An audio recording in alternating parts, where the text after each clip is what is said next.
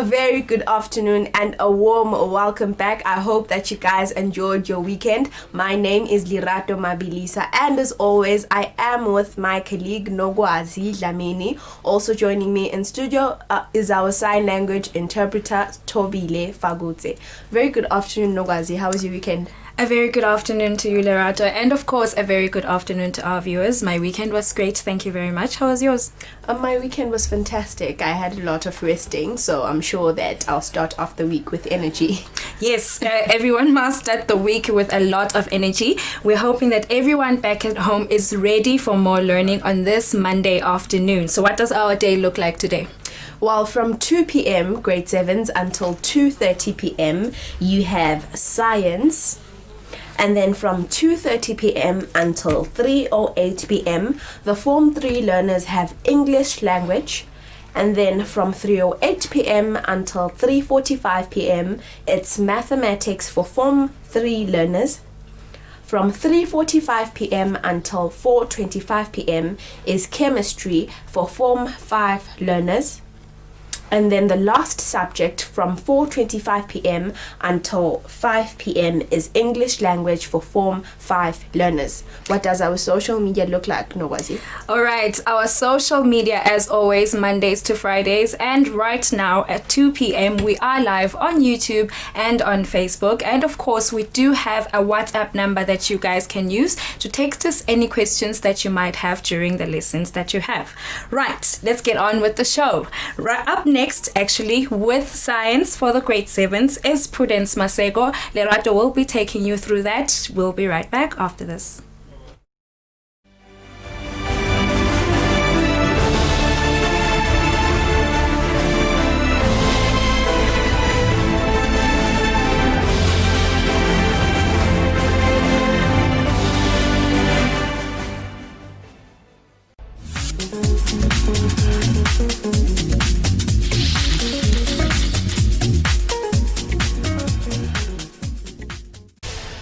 Hi viewers at home, my name is Professor Shabang. I am the presenter for your favorite health program, Better Health, Better Life. Thank you viewers at home for the calls and the messages, and thank you Eswatini TV for the great platform. Better Health, Better Life Season 4 is coming bigger and better. And now you have a chance to participate by sending a video of your view prior to the next program. On that note, we are appealing to all Eswatini. Please, stay at home, stop the spread so that we can save lives.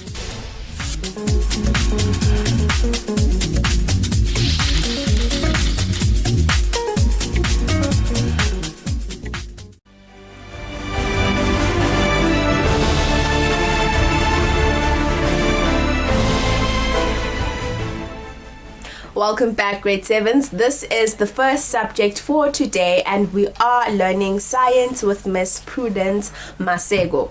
A very good afternoon, ma'am. How are you today? I'm very good, Lerato. How are you? I'm all right. So today's topic is ecology, right? Yes, it is ecology. What do you expect the viewer to have learned by the end of the lesson? Okay, thank you, Lerato. Welcome, dear learners at home. So today, as we have said, that we are going to be learning about ecology. So by the end of the lesson, dear learners, you are expected to be able to define ecology. You are supposed to be able to construct and describe a simple food chain and food web, to identify producers, primary and secondary consumers in food chain and food webs. You are also expected to be able to describe the energy flow through living organisms in a food chain. Lastly, dear learners, you are expected to be able to explain balance in nature and its importance.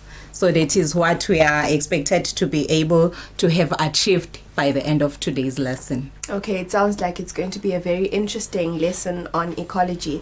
Without wasting any time, you may begin your lesson. Thank you so much, Lerato.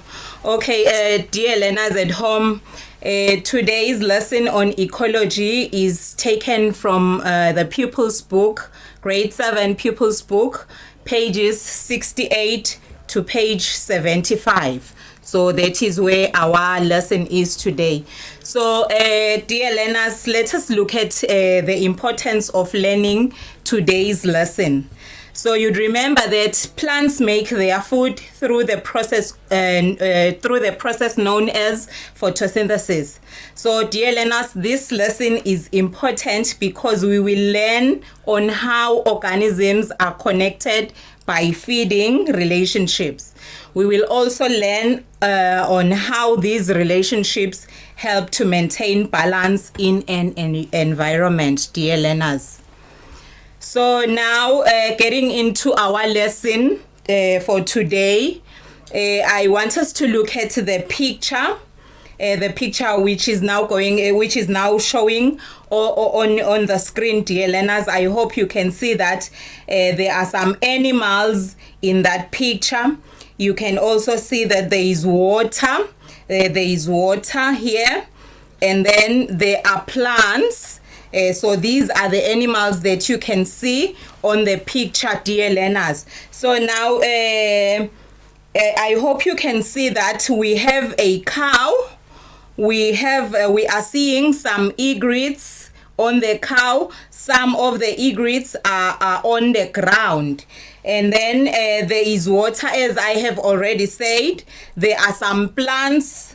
Which is grass and also some trees. So that is what we see on this picture, dear learners. So now the living things that we have seen, I hope you have seen that there are some living things. There are also some non-living things from the picture that has been shown, dear learners. So those living things, I hope you would agree with me that the living things include the cow, egrets, and the plants.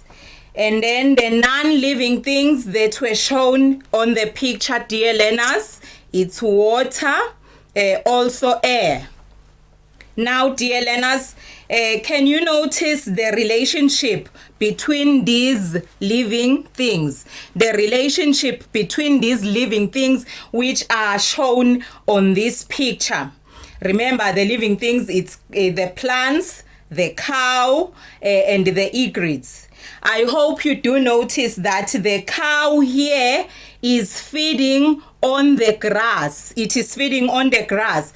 And then the egrets that are on the cow, they are feeding on some ticks which are on the cow's body. So the egrets are feeding on the ticks that are on the cow's body. And then these egrets that are on the ground, dear learners, they are feeding on some insects that are disturbed by the cow as it is feeding on the grass. So that is the relationship that we notice amongst these living things. And then now another question that I would ask, dear learners, is how do you think non-living things support living things in this picture? So when we look at the non-living things, we have mentioned that non-living things in this picture, it's water, and then there is air around. So water and air, dear learners, are necessary for plants to grow well. So in order for the plants that we have seen on the picture to grow well, water and air are necessary. And then again, water, animals, the cow and the egrets, all animals need water. They drink water. Also, the air is very important in respiration for animals, dear learners. So now we are going to continue and look at another picture. So this picture, dear learners, I hope you can see that there are different organisms that you can see on this picture. There are animals. We can see that there are zebras, there are lions here, there are elephants. We can see that there is this monkey here, the crocodile, a bird, and then we can see the fish. Then there is water. There are also plants around. So this picture is showing different organisms. Now, dear learners, from this picture, which animals feed on plants only? Which animals feed on plants only from this picture? I hope you can tell that it is the zebra and the lion. I'm sorry, and the elephants, dear learners. It is the zebras and the elephants. They feed on plants only. And then there are those animals again in this picture, dear learners, which feed on other animals. And those animals which feed on other animals in this picture are the lion, the monkey here, the crocodile, the bird. So these animals feed on other animals. So dear learners, we will continue now and look at what is ecology. What do we mean by ecology? So dear learners, ecology is the study of the relationship between living things in their natural environment. Ecology is the study of their relationship between living things in their natural environment. The question would be, what is the environment? So the environment, dear learners, the environment refers to all living things and non-living things around the animal. Now, examples of living things, dear learners, are plants and animals. And the non-living things, it's water, air, sunlight. So, as we have said that today we are learning about ecology. So it's very important to note the definition of ecology, dear learners. So now let us look at the feeding relationship in an environment. The feeding relationship in an environment. You should note, dear learners, that all organisms need food for energy. Now, organisms, dear learners, depend on the environment around for food. You'd remember that we have described what the environment is. We have said that the environment refers to all the living things and non-living things around the animals. So now all organisms depend on the environment around for food. Now the sun, dear learners, is the main source. The sun is the main source of energy in all areas. Now let us describe what a food chain is. Food chain, dear learners, is a sequence that describes how one organism uses another as a food source. It is a sequence that describes how one organism uses another as a food source. So now the food chain, dear learners, has arrows which show that the previous organism is eaten by the next one. So now we are going to see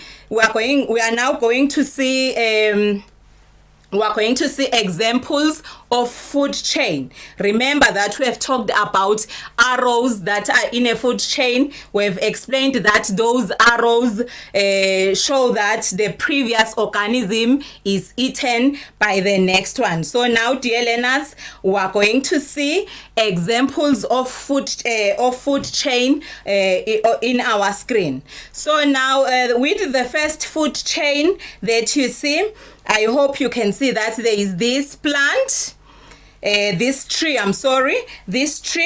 is eaten, the fruits and the leaves of this tree are eaten by this animal, the deer. So I hope, dear learners, you can see this arrow which we have already talked about. So this arrow, dear learners, show that the plant here, this plant is eaten by this deer, and then the deer, dear learners, is then eaten by the lion. As you can see, this arrow pointing towards the lion, showing that this animal is eaten by the lion. So that is how a food chain looks like. We have another one here whereby we have a flower, and then the arrow from the flower is pointing to the flies, meaning that the nectar produced by this flower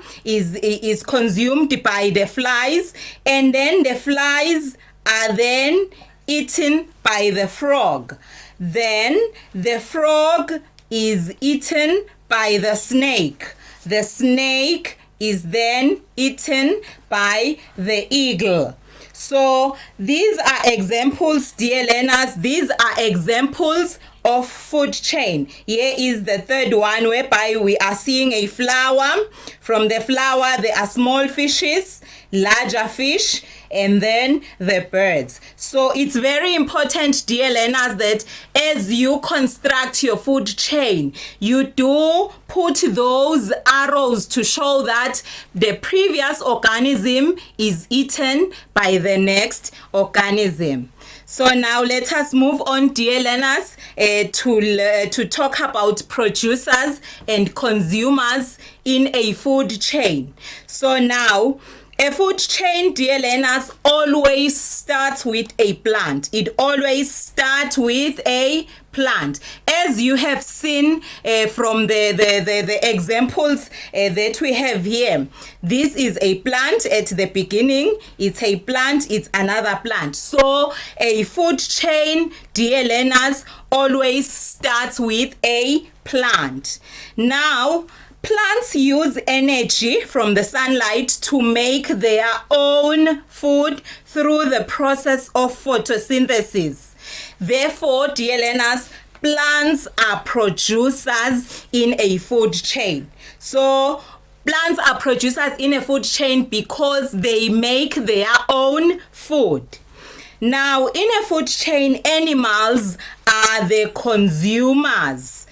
A consumer, dear learner, is an organism that feeds on other organisms. You'd remember that animals cannot make their own food. So since they depend on other organisms for food, we say they are consumers. Plants are eaten by herbivores. You'd remember, dear learners, that herbivores are those animals that feed on plants only. So plants are eaten by herbivores. Herbivores represent the second level in the food chain. So they are the first consumers in a food chain. So they are the second level in a food chain. Therefore, we say they are first consumers. So we call them primary consumers. And then carnivores are secondary consumers because they feed on other animals. They feed on other animals, so they occupy the third feeding level. So in a food chain, dear learners, we have producers. The producers are plants. We then have primary consumers. Primary consumers are those animals that feed on plants only. And then the next level are secondary consumers. They feed on other organisms. So now we are going to move on and talk about the food web. So dear learners, a food web is a network of food chains linked to one another. So animals, dear learners, do not feed only on one type of animal or plant. So this means that one organism can be part of more than one food chain in the area. So now we have examples of some food chain, which is going to show the link amongst these food chain. So the first one is grass, the grass which is consumed by impala, and then the impala consumed by the lion. And then we also have grass again, which is then eaten by the zebra. the zebra eaten by the lion. And then the third example are leafy shoots which are eaten by imbala, and then the imbala eaten by the lion. Lastly, we have leafy shoots which are eaten by the warthog. Then the warthog is eaten by the lion. So from these food chains that you have seen, dear learners, I hope you can see that all four of them, they are linked to the lion. They are all linked to the lion. And then I hope you can also see that the impala here does not only eat grass, but it also feed on leafy shoots. So this is what we mean when we say a food web is a network of food chain linked to one another. So we can see here that these food chains are linked to one another, dear learners. So now we are going to look at an example of how the food web looks like. So here, dear learners, we have corn. I hope you can see that this corn is this plant that produces corn is the grasshopper feeds on this plant, and then the grasshopper is then consumed by the frog. The grasshopper can also be consumed by a rat, and then here the frog can be eaten by the snake, and the rat can also be eaten by the snake. So there is a link here, and we can look at this flowering plant whereby we can see that the butterfly feeds on this it feeds on this flowering plant. Then the butterfly can be eaten by the frog. The butterfly can also be eaten by the dragonfly. And then we have lavenders here, whereby the butterfly feeds on, and then the butterfly, we have explained that it can be eaten by the dragonfly. It can also be eaten by the frog. Then lastly, let us look at these mangoes. A fruit fly feeds on this mango. Then the fruit fly can be eaten by the dragonfly. It can also be eaten by the thrush. The thrush can be eaten by the eagle. The eagle can also feed on the frog. The eagle can also feed on this wolf. So as you can see, dear learners, I hope you do notice that there is a link.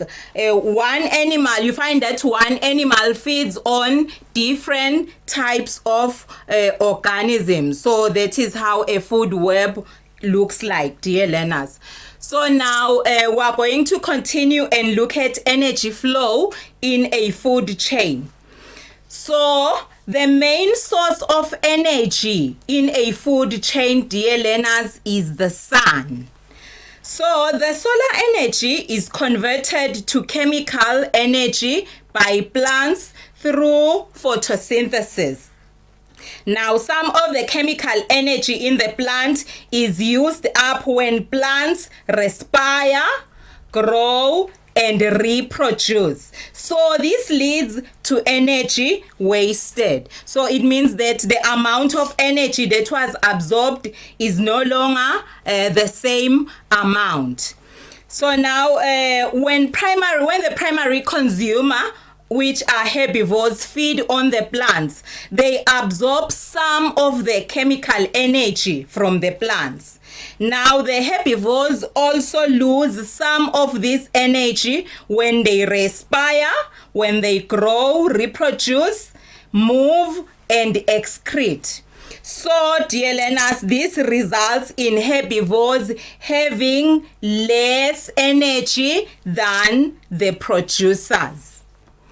And then when secondary consumers, which are carnivores, feed on animals, they absorb some of the remaining chemical energy. I hope you notice, dear learners, that I keep on saying some of the remaining energy because the level of the energy keeps on decreasing. So when secondary consumers feed on animals, they absorb some of the remaining chemical energy. Then the carnivores also lose some of this energy when they grow, respire, move, reproduce, and excrete. So, dear learners, this results in carnivores having even less energy than either primary consumer or the producer. So, in short, dear learners, energy decreases along the food chain. Now, let us look at balance of nature. So, firstly, I'm going to ask you some questions, dear learners. Firstly, what could happen to the number of herbivores if carnivores died because of a certain disease in a certain area? I'm not going to answer this one until we have learned about the balance of nature. The second question would be, how would this affect the plants that are eaten by the herbivores? So, dear learners, a given area can support only a certain number of organisms. A given area can support only a certain number of organisms. When there are enough resources in an area, the number of organisms will increase. So resources, dear learners, include things like food, water, space, sunlight. So when there is enough food, water, space, and sunlight, those animals or those plants that depend on these resources will multiply.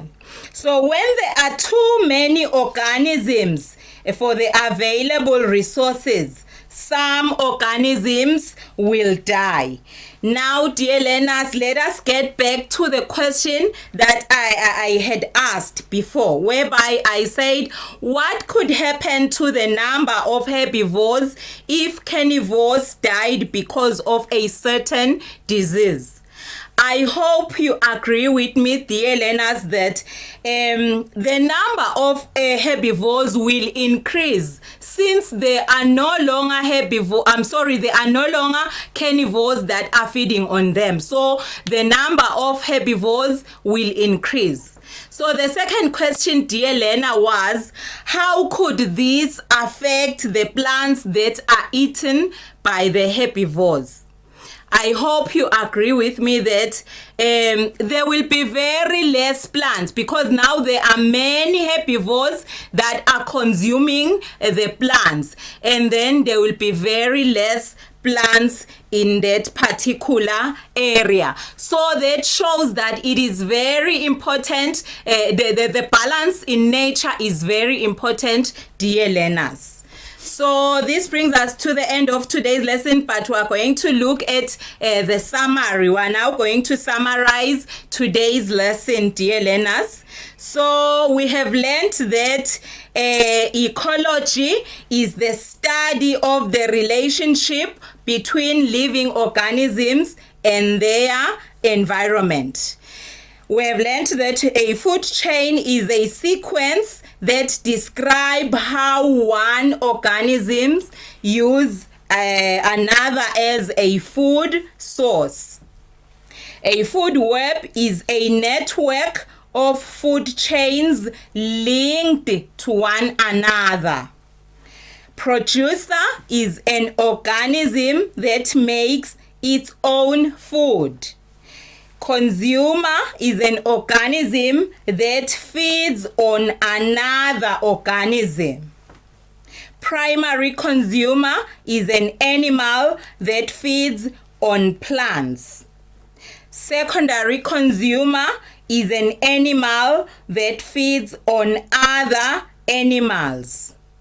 We have said that energy decreases along the food chain. we have learned that the interaction between organisms and their environment help to maintain balance in an area. So, dear learners, I have an activity for you today. The first question is construct simple food chain using the following organism. So the first one, you are going to use the caterpillar, frog, eagle, leaves. You construct a food chain. Another food chain that you are going to construct, dear learners, you are going to use these organisms, which are snake, rabbit, carrot, hawk. Number 2, you are from the food chains that you have constructed, identify the producer, primary consumer, and secondary consumer.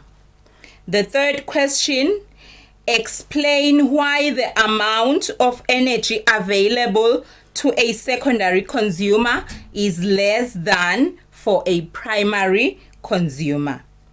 Lastly, dear learners, describe the importance of balance in nature. So, dear learners, this brings us to the end of today's lesson. Thank you very much, Ms. Prudence. That was a very interesting lesson on ecology. But before you leave, the viewer has a question for you, which is, what are egrets? Okay, thank you very much, Lerato. Thank you, viewers at home, learners. So, an egret is a certain bird, dear learners. If I can take you back to the picture that I had shown you at the beginning of the lesson. So, an egret, dear learner, is a white bird. In Siswati, we call it lilanda. So an egret is this white bird. We usually see this white bird next to animals because it feeds on ticks, and the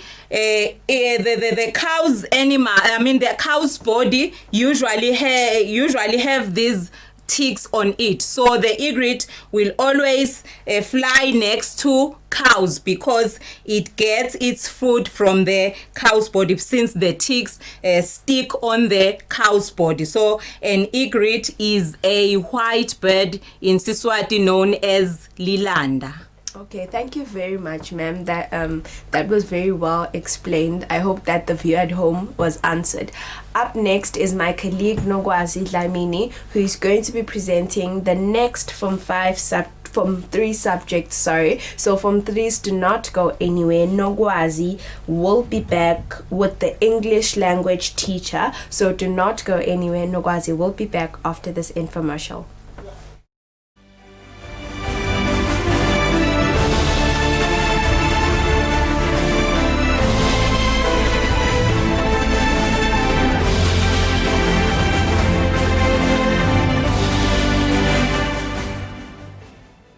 Akili, akili, akili, akili. Will you wash your hands with me? I want to wash my hands with you. Come on, I will show you what to do. Wash your hands in clean water. Wash your hands, wet them with the water. Wash your hands, now add some soap. Scrub your hands in the soap and water. Scrub above and below between the fingers too. Scrub under your nails and scrub a dub-a-doo. Rinse your hands in water. Rinse them clean, rinse away the soap. Dry your hands and go. Akili, why do we wash our hands? To wash away the germs. Akili, what are germs? They're like tiny little bugs on your hands, and they can make you sick. But I don't see any germs on my hand. That's because they're so tiny that you can't even see them. Oh wow!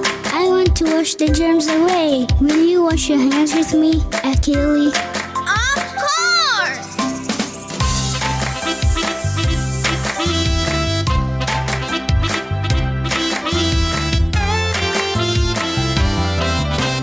Wash your hands wash your hands in clean water. Wash your hands, wet them with the water. Wash your hands, now add some soap.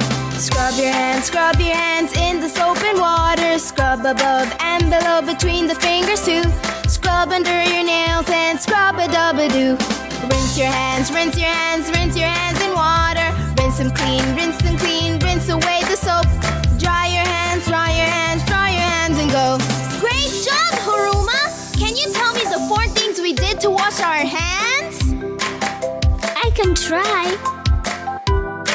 1. Wash our hands with water. 2. Put soap on our hands. 3. Scrub our hands all over. 4. Rinse our hands clean with water. That's right! You got it! Wash your hands, wash the germs away.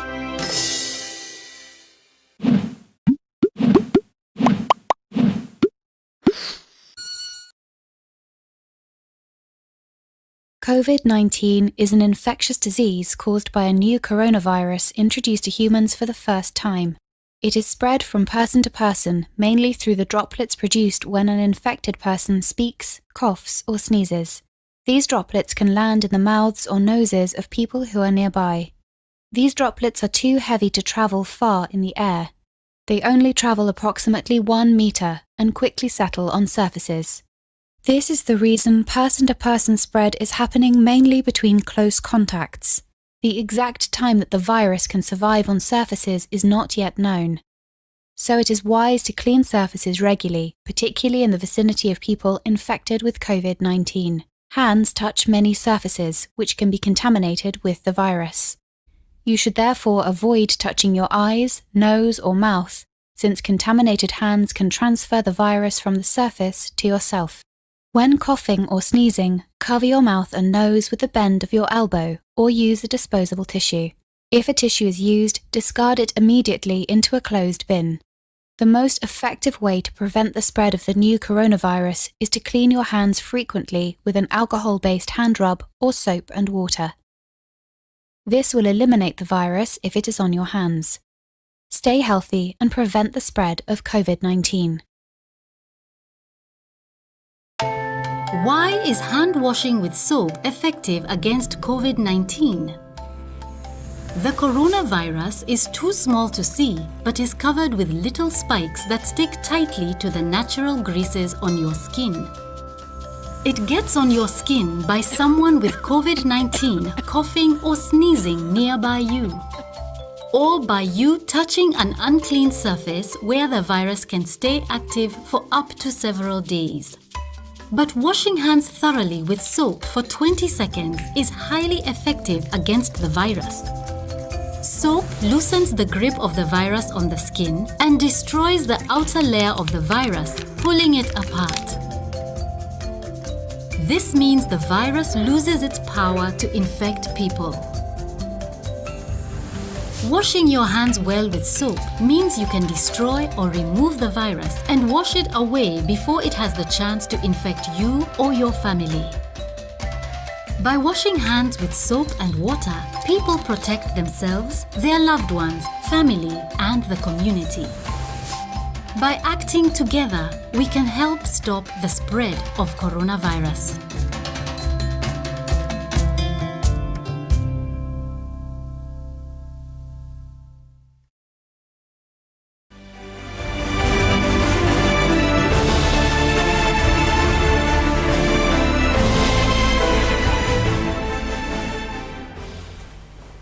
A very good afternoon to our viewers and a very warm welcome back. If you had been tuning in since this afternoon, my name is Nogwazi Dlamini and we are doing Form 3 English language right now with Putomile Dlamini, who is already with me in the studio. Also joining me in the studio are our sign language interpreters, Zanele Mota and Nombumelelo Hatebe. How are you doing today, Putomile? I'm very good, Nogwazi. How are you? I'm doing good, thank you very very good, much. You had a lovely weekend. I did. All right. Okay.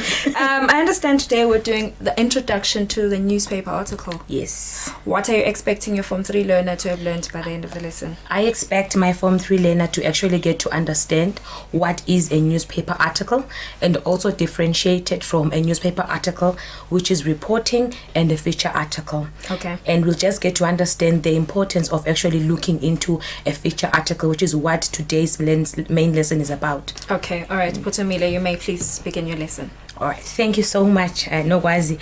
So, just a quick recap on your previous lesson. You were actually taught about writing an editorial, that is a newsletter, which is also a part of what we call articles that you find in a newspaper. So today we will actually be looking at the other articles. But before we do that, I just want to hint on certain reminders that you need to remind yourself whenever you are given a task in a paper 2 form of a question. For instance, when you are given a task in paper 2, you must have the ability to understand the task that you have been given. You also need to find yourself looking into who are you writing to, that is, who is your audience.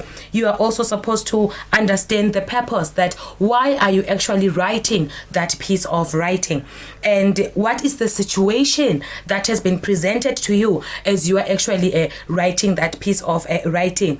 And you may ask yourself that why is this very important?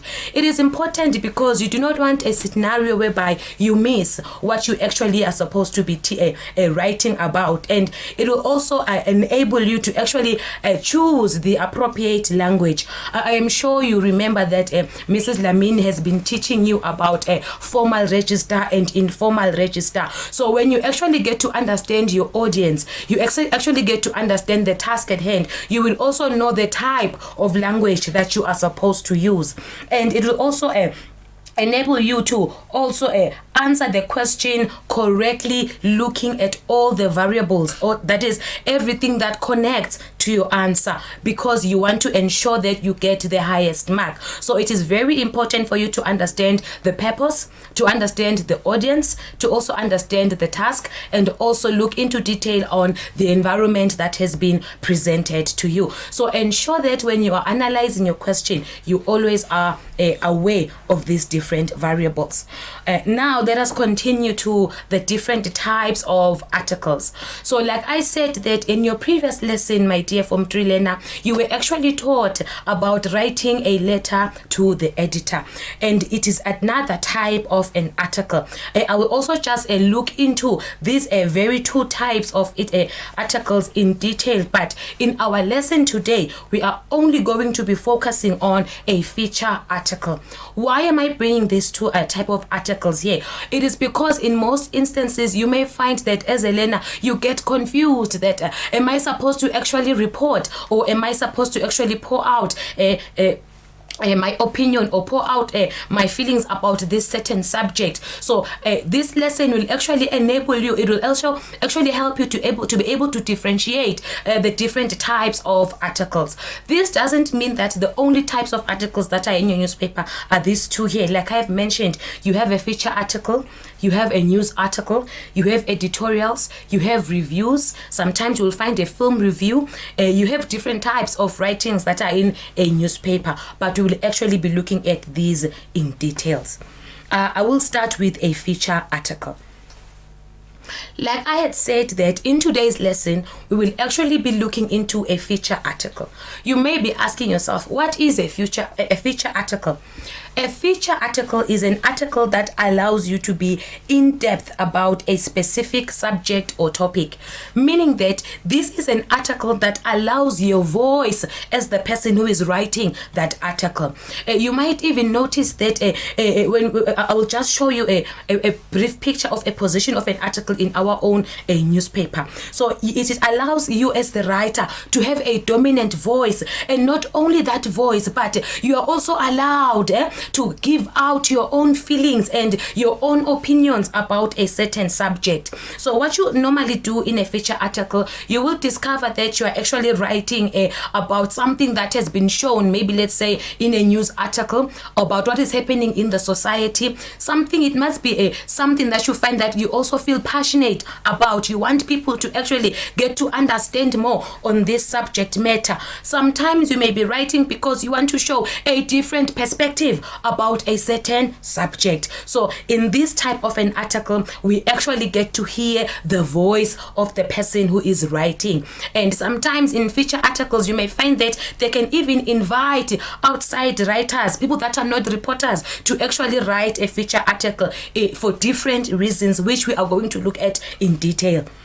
So now we are going to move to a news article. So a news article, it is a type of article that covers basic current events. So they normally report on incidents or events that have taken place. So in this instance, the reporter is a bit distant. We do not hear the voice of the reporter. We do not hear the voice of the person who is actually writing this article, but we get to hear the voice of the people that are actually involved in that incident. We get to hear the voice of the witnesses, those who were part of that action that was taking place. So in a news article, you actually get to answer questions like who did what, who was the person that was involved in that incident, when did it happen, how did it happen, where did it happen. So you find that a news article, it takes a more formal approach, because in it we actually get to look at the presence of these variables.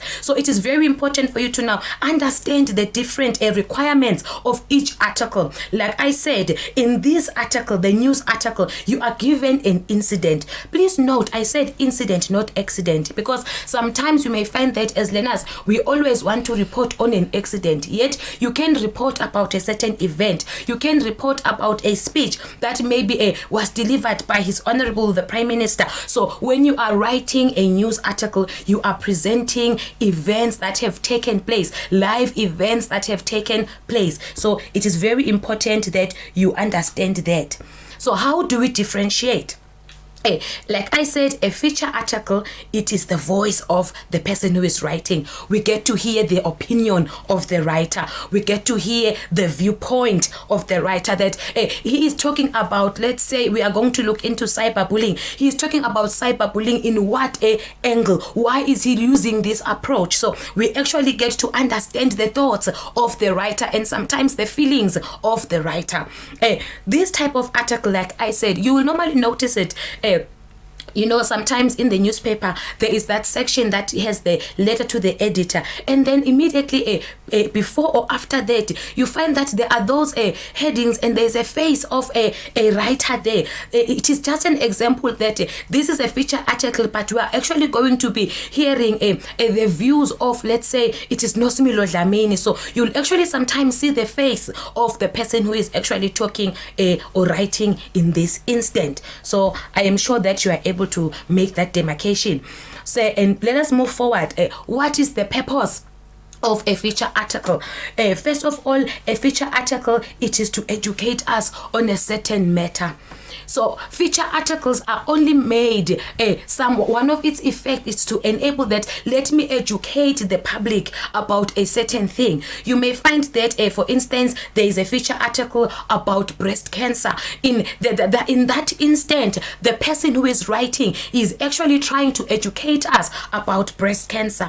Sometimes a feature article, it is to express an opinion on a societal matter. That is, we are going to hear the voice of the person who is writing on a certain issue that is happening in our days.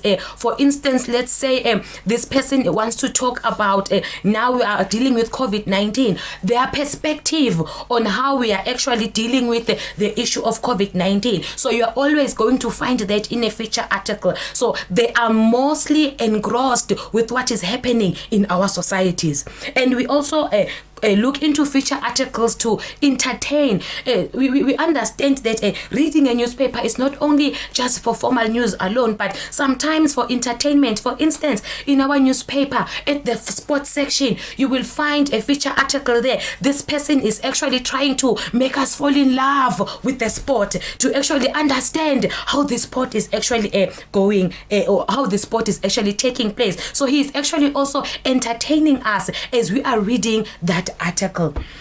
And a feature article is also there to help us to discuss about in-depth issues and looking at them from various angles. That is, maybe the person who is writing may be trying to show us the different approaches or the different angles in which a certain issue can be looked into, because we must understand that as we look at the world, we look at it from different eyepieces. I may look at a certain situation in a different way, and another person may look at it in a different way. So you find that in a feature article, the writer brings both of those points of view to us and actually discusses them in detail. So you must understand that whenever we look at a feature article, it is basically relying on the person who is writing that feature article. So it is very important, my dear Lena, that you actually get to understand, as you are looking into your question, you actually get to understand that what is it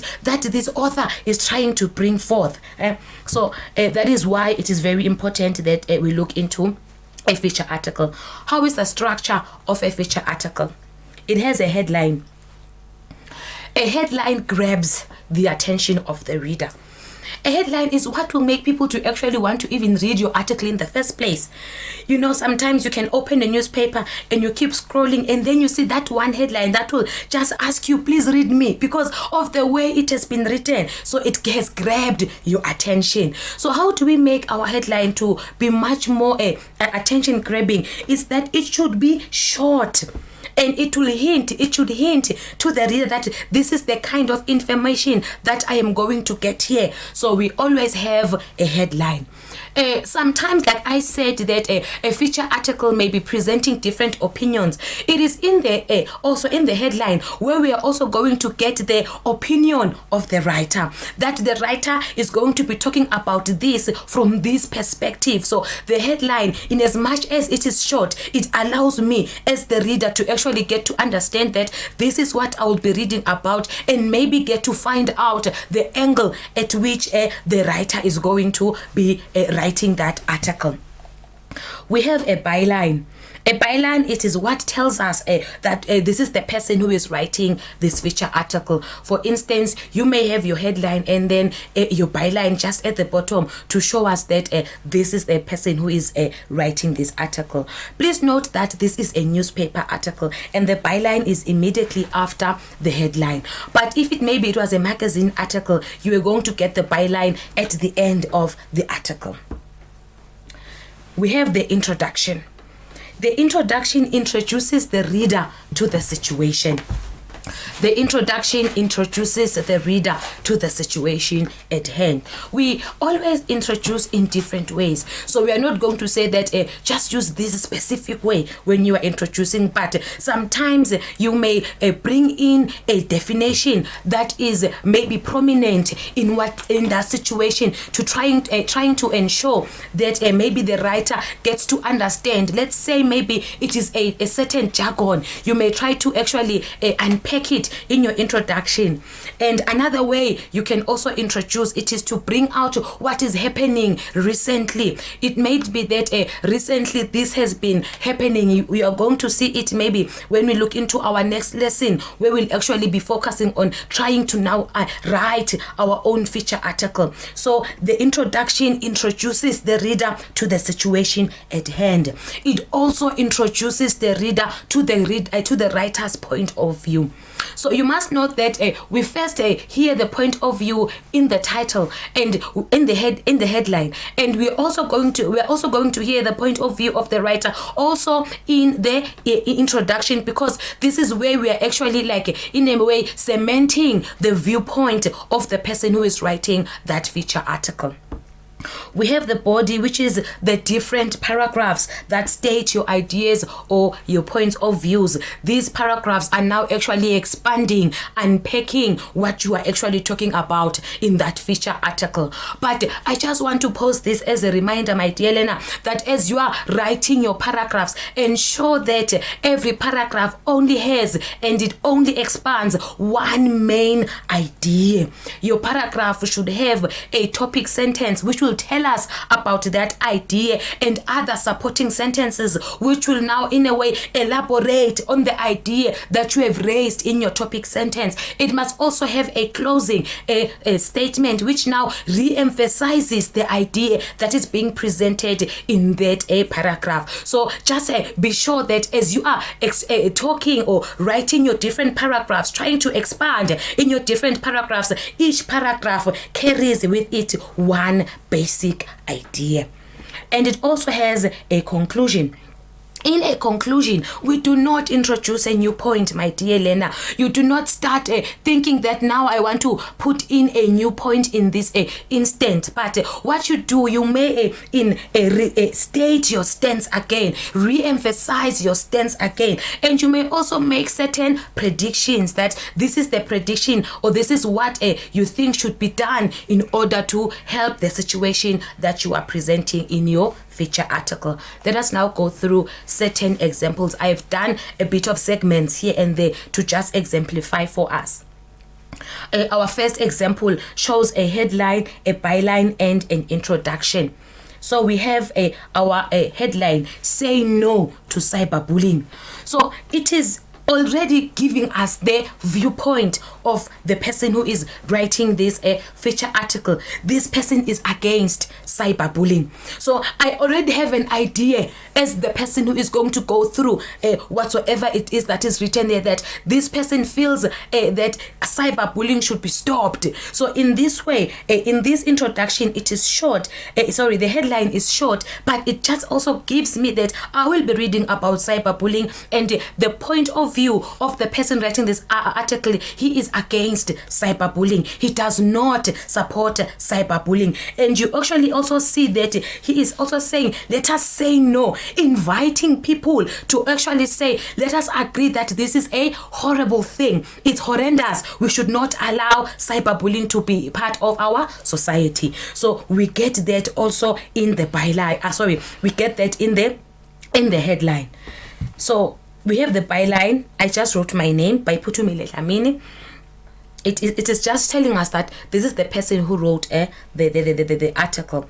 So please notice that because we always are in a fight for space whenever we are writing, this is just close by. I haven't left out certain lines because I'm just trying to make sure that I also save my space there. And now we also have our introduction.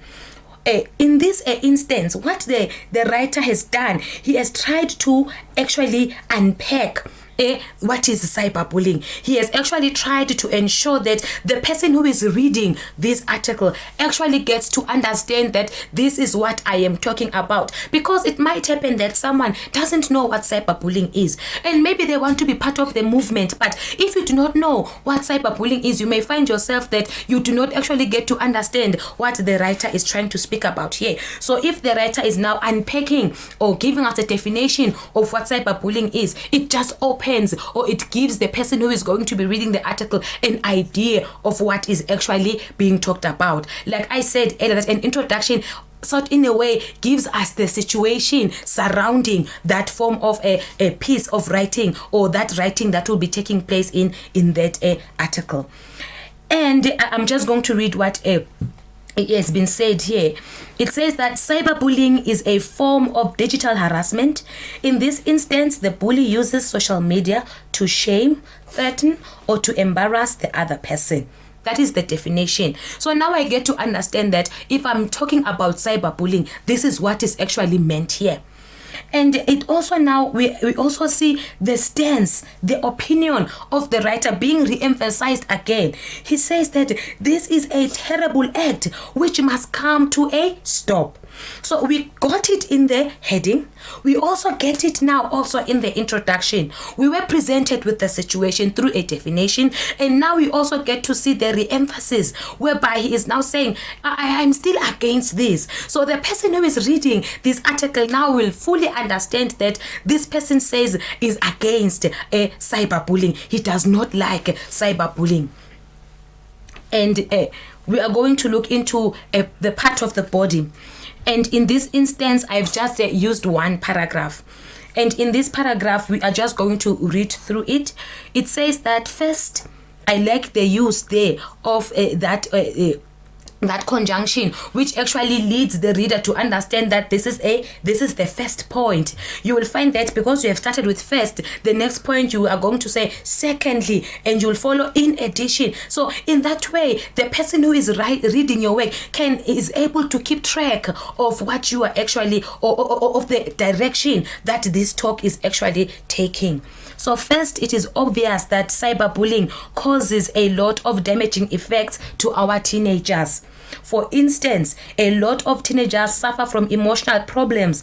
Others even commit suicide because of the shame or embarrassment they suffer in the hands of the cyberbullies. This clearly indicates that this act is terrible and it must surely come to an end. So we actually see that the writer here is now giving us what is really happening when a young person gets cyberbullied. We see that it brings a lot of emotional problems, and there are also examples there that there's even suicide that sometimes take place because of the embarrassment that this young person faces. So there is a topic sentence there are supporting sentences, and also the closing sentence which still re-emphasizes the stand of the person who is writing this article. We also now have a conclusion. We are also keeping track of the discourse. And when you write there, in conclusion, the person now understands that, we have come to the end of what is being talked about here. We said that when you are writing a conclusion, make sure that you re-emphasize your stance. You can also make predictions. So it says there, in conclusion, cyberbullying has to be stopped right now, and it can only be done if teachers, students, and parents all work together and say no to cyberbullying. So we actually get to also hear the voice of the writer, that the writer here does not support cyberbullying, and he is now also further inviting the society to come and deal with the issues that are brought by cyberbullying. So just to recap on today's lesson, as an introduction, we looked into the different types of articles. We looked into how are we going to differentiate between the two articles, and we also now looked into the different the structure rather of a feature article. Please note that in our next lesson, we are going to be looking into how do you write a feature article. How do you write a feature article? This brings us to the end of our lesson. I hope you enjoyed it. Thank you very much. Thank you very much, Putumile, for your lesson. We hope that they enjoyed it and they actually benefited from it. Thank you very much. We hope that you're going to have a lovely day. Thank you so much. Thank you very much. All right, Form 3s, please do not go anywhere. Up next is your mathematics lesson with Mr. Kenneth Nzemanze. Lerato will be taking you through that. We'll be right back after this.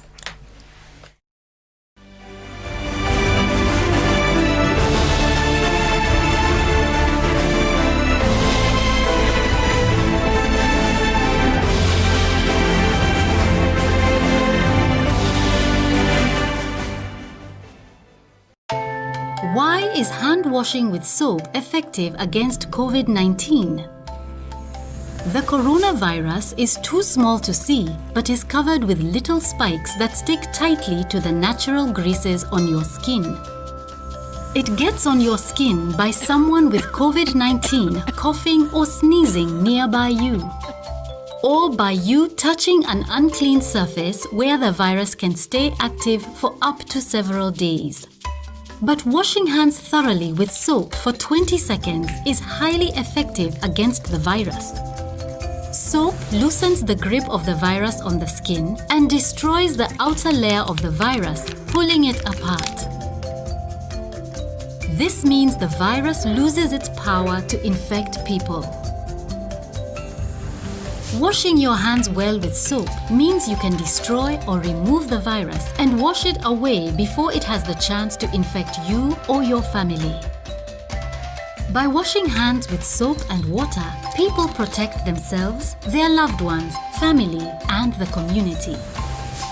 By acting together, we can help stop the spread of coronavirus.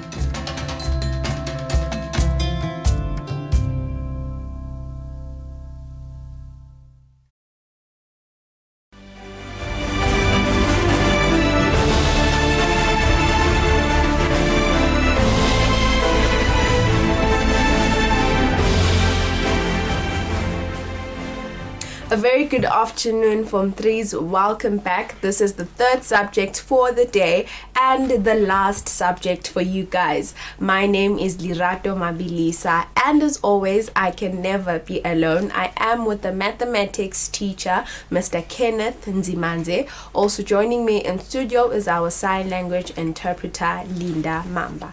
A very good afternoon, sir. How are you today? A very good afternoon to you, Lorado. I'm very, very good. Thank you. How was your weekend? A bit apprehensive thinking about today, but I'm good. Okay. What is today's topic, and what would you expect the viewers to have learned by the end of the lesson? Well, today we are looking at finding squares and square roots of numbers outside of the tables that the learners were using. And then we are also going to go on to look at applications of squares and square roots in the topic concerned with the solving problems based on right-angled triangles. So by the end of our lesson, I'm expecting that our learners will be able to use the table to find squares of numbers that are not in the table. They should also be able to find square roots of numbers that are not in the table. Then they should be able to use the squares and the square roots in solving problems related to right-angled triangles. Let me not waste your time. You may begin with your lesson. Thank you so much, Loretta. So, dear learner, this is what we expect you to be able to do at the moment. You should be able to read tables of squares and square roots. You should be able to find squares of numbers by calculation even. Now, the rationale, nothing has changed. We are still looking at using this topic in the construction industry. A reminder, squares and square roots. Let us start. We are looking at 7 squared. What do we mean by 7 squared? We mean 7 times 7. And so that is going to give us 49. So how do we read this? We then say the square of 7 is 49. Going backwards, we would say the root of 49 is 7. So the square root of a given number is another number, which when multiplied by itself once gives that number. I did say that in the previous lessons. Let's move on. Now, we were looking at 49. And we said with respect to the 49, we are going to look at 2 numbers which will multiply to give you the 49. In fact, it's one number which is multiplied by itself once to give you 49. And it is 7. But of course, also negative 7 would do the same, because we know that a negative times a negative gives you a positive. Of course, ordinarily, this is what we would do. We would just write this as 49. If we write it as 49, we know that that means positive 49, but it is not necessary. We just know every time you have a number with no visible sign, we take it that that sign is a positive. So, let us go back a bit. 7 squared gives us 49. So that means the square of 7 is 49.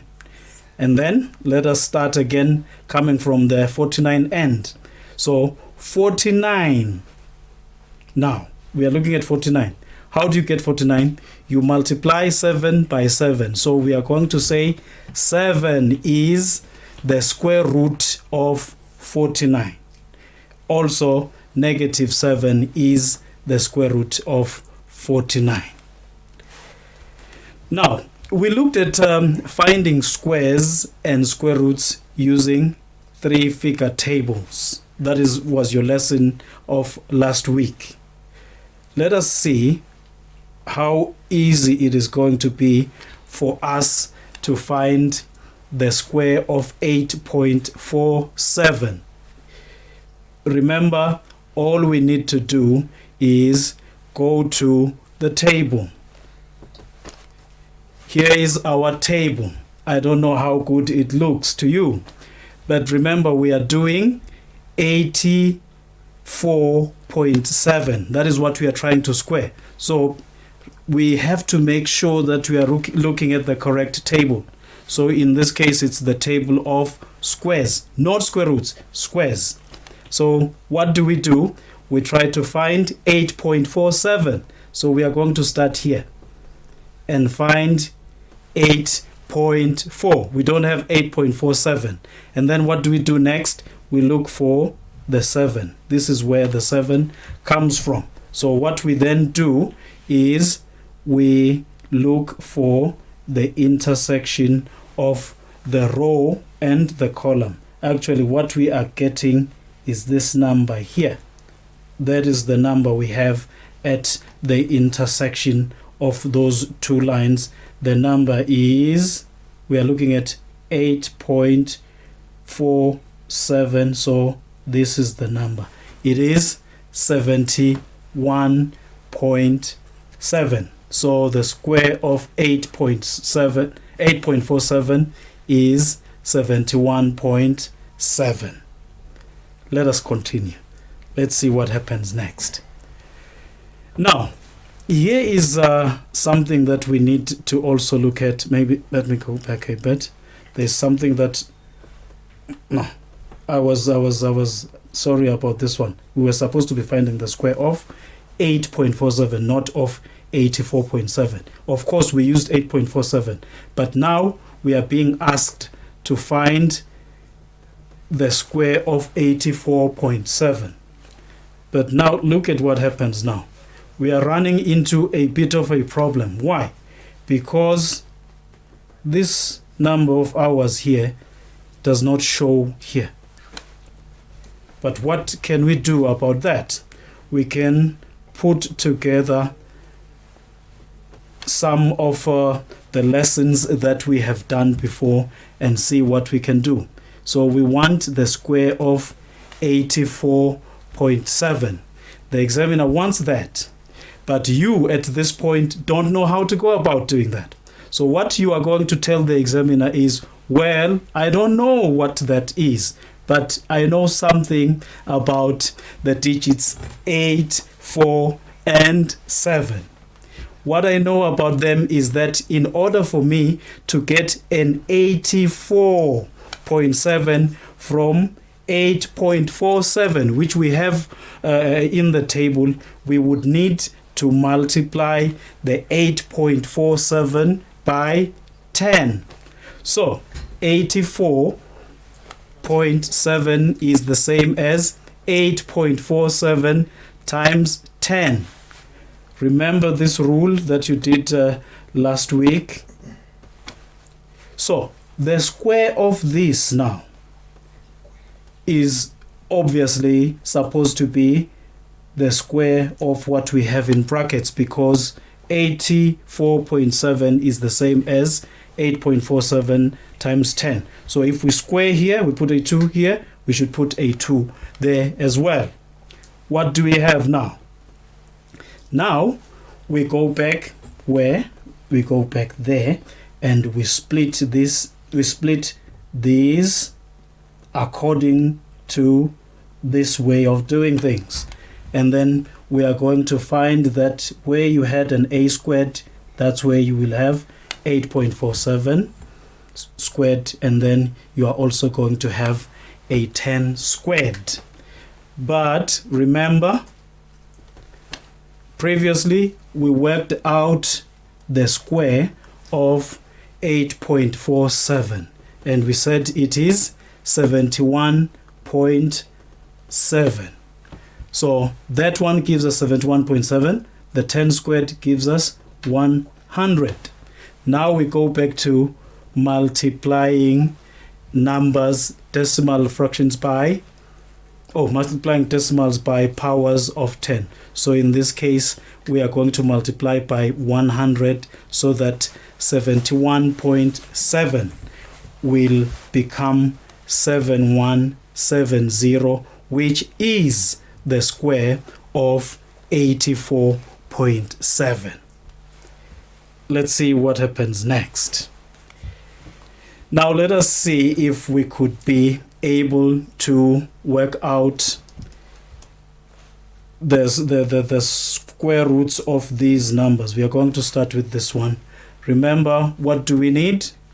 You are supposed to be using your table, and based on your table you should find that the answer is 2.32. And then now let us take this one. Luckily for us, with respect to that one, we can go to a table. That number is 53.8, this one. So let us go to the table and find 53.8. Here is a 53.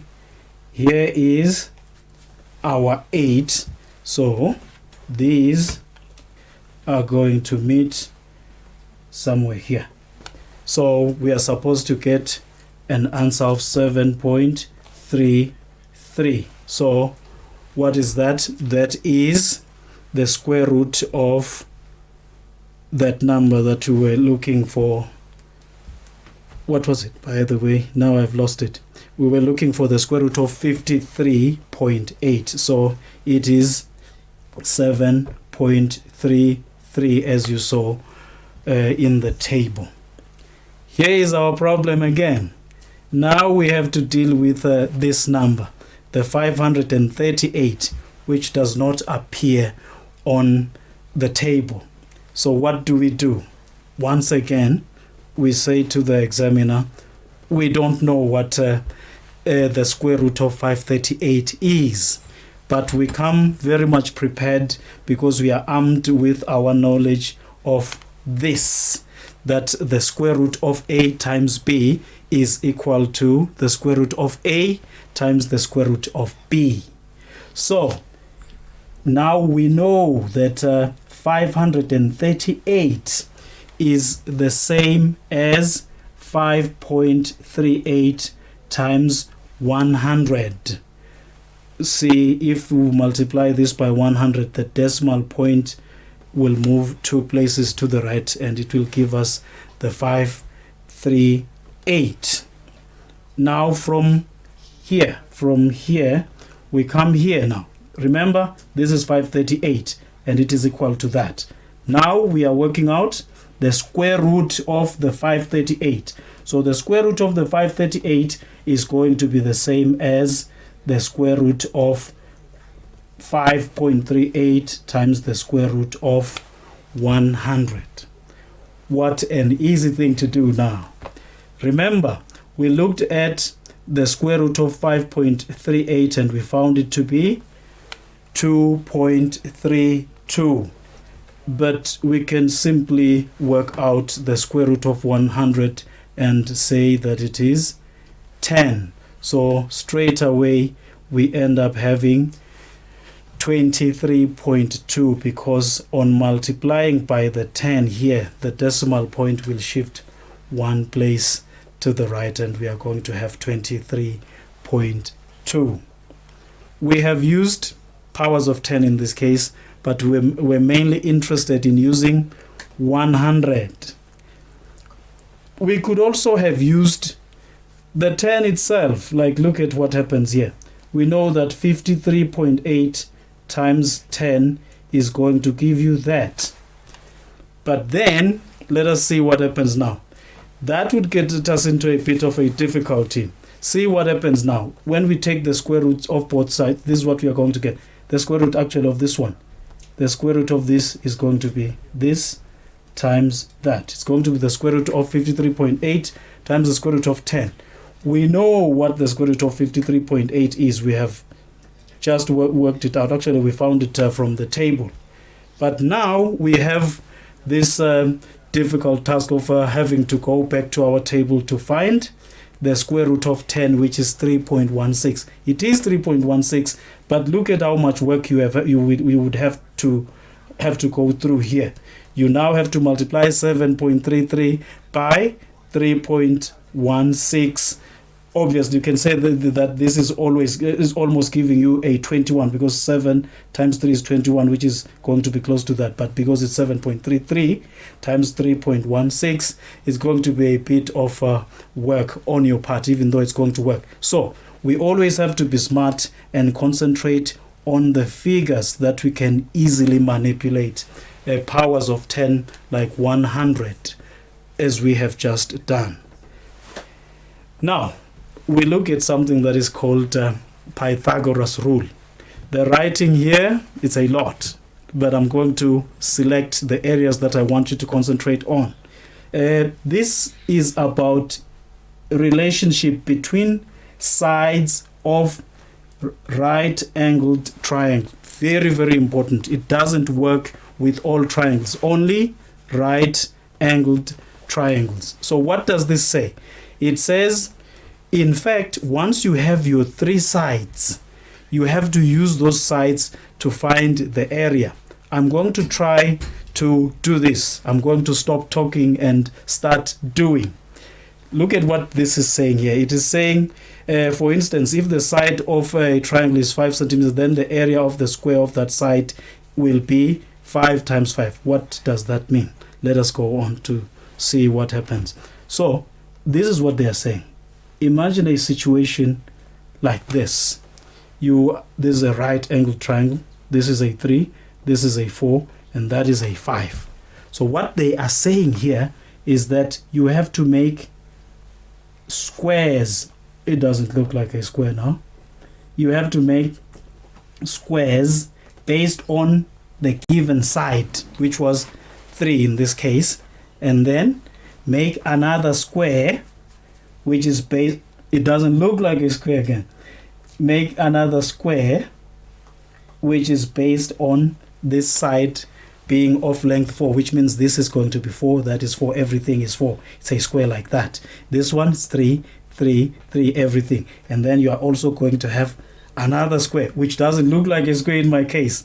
But we are expecting to have 5, 5, 5. So those are the squares that you have. What this is saying is the area of this square and the area of that square. If you add these together, they should give you the area of that big square. That's a square. It's not a triangle. It's not a rectangle, okay? So that is what this whole thing is saying. Let us look at it in simple terms. It's exactly what I had up there. I am hoping that you can see that each one of these squares is made up of smaller squares. So this is what we are going to do, just to allay the fears of those of you who are thinking maybe it is going to be difficult, because what we want to do is to count the number of smaller squares inside our large squares. So let us start. This one is 1, 2, 3, 4, 5, 6, 7, 8, 9.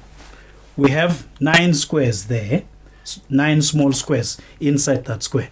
We come to this one, 1, 2, 3, 4, 5, 6, 7, 8, 9, 10, 11, 12, 13, 14, 15, 16. So now we have 16 of them. According to what we were saying these should these 9 and 16 added together should give us, anyway, it's going to give us 25, which means we should find this to be made up of 25 squares.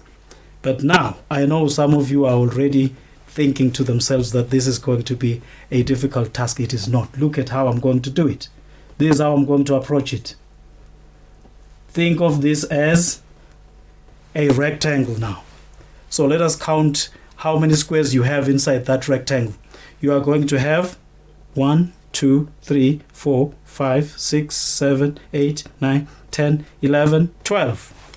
So inside that rectangle. But the rectangle is made up of 2 triangles which are of the same size. This one, this triangle here, and that one outside. So imagine us doing this now. Forget about the rectangle outside. We said the other one was giving us a 12, but now we are going to concentrate on this one. So it means this one alone is giving us a 6. here is another one. This one, it looks exactly like that one. It is also giving us its own 6. And then you take this one. This one is the same as that one, is the same as that one. It gives us a 6. And the last one is this one, which is also going to give us its own 6. So how many 6s do we have now? We have 4 6s. So 4 times 6 is 24. Remember, we were only dealing with the triangles on the outside. Now after the 24 that we have, we add this small one in the middle that we had not included. Now how many do we have? 25, as expected. So that is how, dear learner, you do this to show the examiner that you can think. So that is what this thing of Pythagoras theorem is all about. It is talking about the sum of the areas of the two smaller squares being the same as the area of the bigger square, the biggest actually of the 3. Then, of course, we have counted. We did not even need to calculate. We could have calculated like that. We could have said the area is 3 times 3. But we decided that instead of saying 3 times 3, let us add and find how many? 9 of the smaller squares. We found 16. We also found 25. Obviously, you could have multiplied and got the same thing. So we see that the 25, which is A3, is a sum of A1 and A2, where A1 gave us 9 and A2 gave us 16, and the answer is 25. So that is what Pythagoras theorem is about. So let us look at this one, which is also interesting. To try to do it the way I did, divide this maybe into this and that and continue, and you will see that the sum of this one square plus those, all of those should be the same as the sum that you will get here. I want you to work on this one. Now we are using Pythagoras theorem. We already know that according to the Pythagoras theorem, this is going to be, if this is a right angle triangle, this is the hypotenuse. So the relationship, as we have established, is such that h squared is going to be given by the squares of these two. But the most important thing is for us to do what? To find h and not h squared. For now we have h, and then when we square and solve, we find that h is the square root of 8.5, which is 2.92. I want you to try this out yourselves to apply the Pythagoras theorem thing. Here is another one where we have, they say we have to find the length of the unknown side. This is the unknown side. This one is the hypotenuse. So the square of the hypotenuse is always equal to the square of this side and that side. In this case, we have decided that the unknown length is going to be designated x. And then let us see what happens when you solve. Remember, when you solve, you collect like terms and you end up having x is equal to the square root of 85, which is 9.22. Written correct to one decimal place, it becomes 9.2. Now, I hope, dear learner, you are good. Now you can read, you can find squares and square roots even if they don't show on your table, and then you can apply Pythagoras theorem. Thank you ever so much. Hope to see you next time. Yeah. We hope so. Thank you very much for joining us today. That was a very interesting lesson. I hope that you're going to have a great week. Thank you. Same to you. Okay. Up next is my colleague Nogwazi, who is going to be presenting the next Form 5 subject. So Form 5s, grab a snack, grab something to eat. Nogwazi will be back after this infomercial.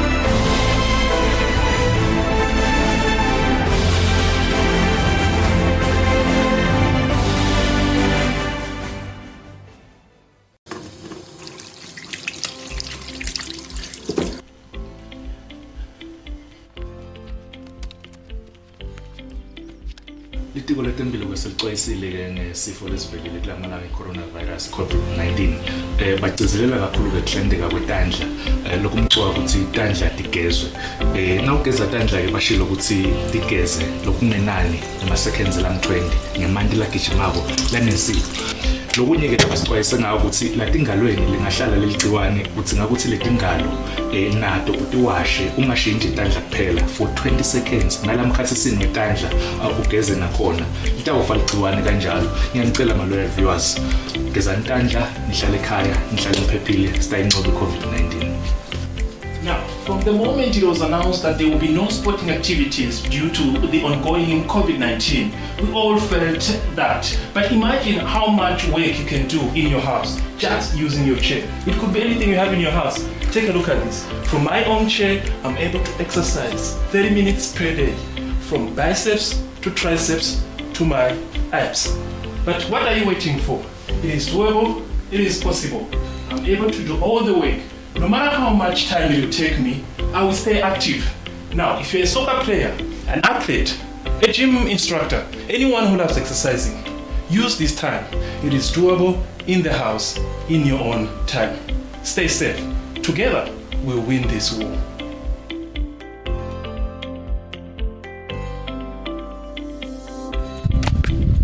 Imidlalo yonke imisiwe eveni.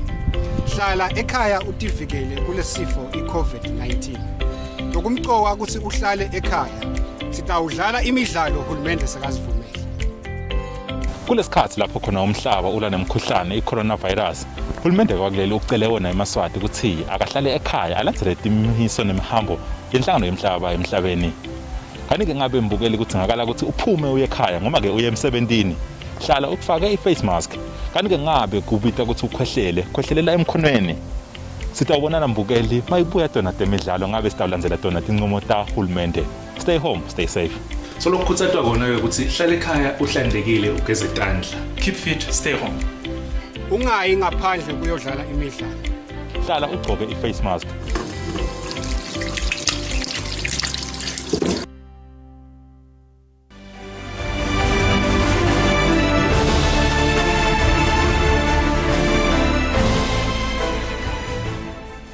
Welcome back to our viewers and a very good afternoon if you have just tuned in. This is Home Study on Eswatini TV. My name is Nogwazi Dlamini and right now it's the Form 5's turn to do chemistry, their first lesson of the day, with Mr. Aaron Matimela, who is already with me in the studio.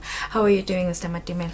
I'm fine, Nogwazi. How are you? I'm doing good, thank you very much. Today I understand we're doing non-metals. Yes, our lesson today is on non-metals. Okay, what are you expecting your Form 5 learner to have learned by the end of the lesson?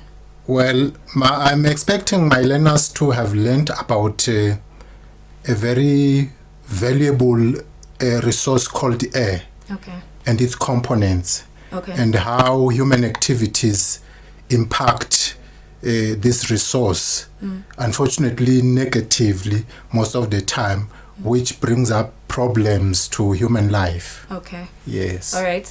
We were hoping that the Form 5s are ready. Just a reminder about our social media platforms. We are live right now on YouTube and on Facebook. And of course, if you have any questions, please feel free to use our WhatsApp number. Mr. Matimela, you may please begin with your lesson.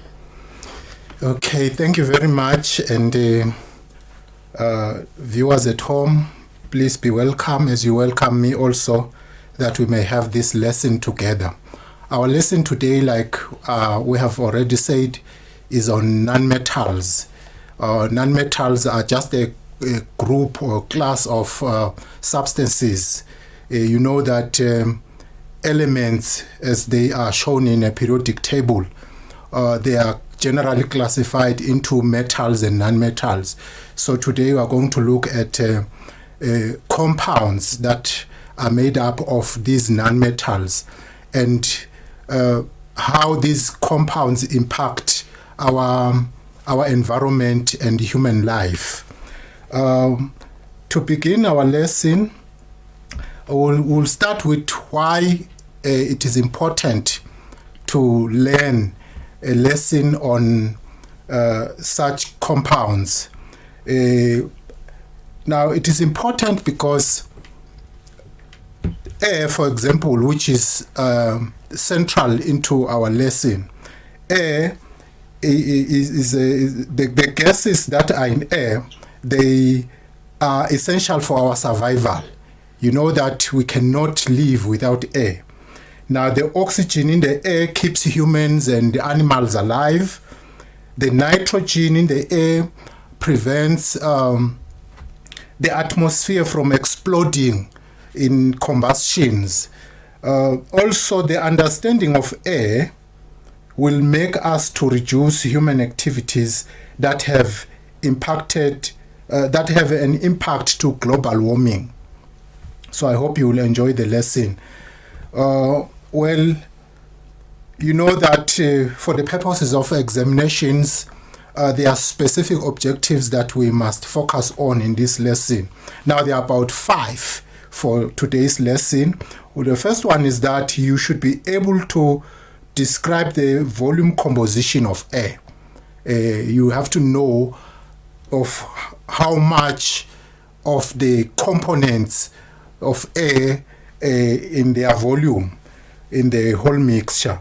You are also supposed to be able to describe how we obtain components of air such as oxygen and nitrogen by fractional distillation. You have to know how to describe fractional distillation of liquid air to obtain oxygen and nitrogen, as well as some other noble gases for industrial use. You are also expected to be able to name, describe sources, and state the adverse effects of common pollutants, which are carbon monoxide, sulfur dioxide, oxides of nitrogen, lead compounds, chlorofluorocarbons that are known as CFCs, and also excess carbon dioxide. You have to know, should be able to name these, describe their source, and state their adverse effects. You should also be able to state the composition and explain the importance of what is called catalytic converters in car exhaust systems that work to remove carbon monoxide and oxides of nitrogen. I've already mentioned that these are pollutants. We deal with them using catalytic converters. Now, you should also be able to describe the role of carbon dioxide in global warming and the ozone in absorbing ultraviolet radiations. Now, let us move on to discuss the details of the lesson. Now, the first thing we're going to look at is the composition of air itself. Now, air, from in the lower classes, you have learned that this is a mixture of gases. Air is a mixture of gases.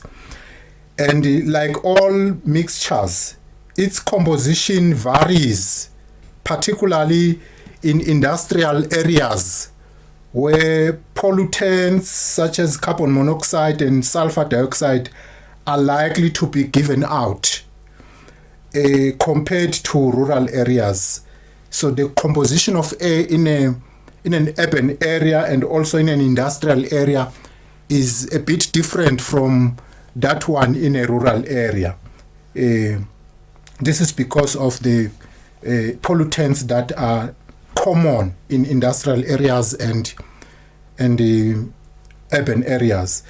Now, also the approximate composition of clean dry air, assuming that this air is pure, it's clean, it's dry, you should know that clean dry air is made up of about 78% nitrogen, and also about 21% of oxygen.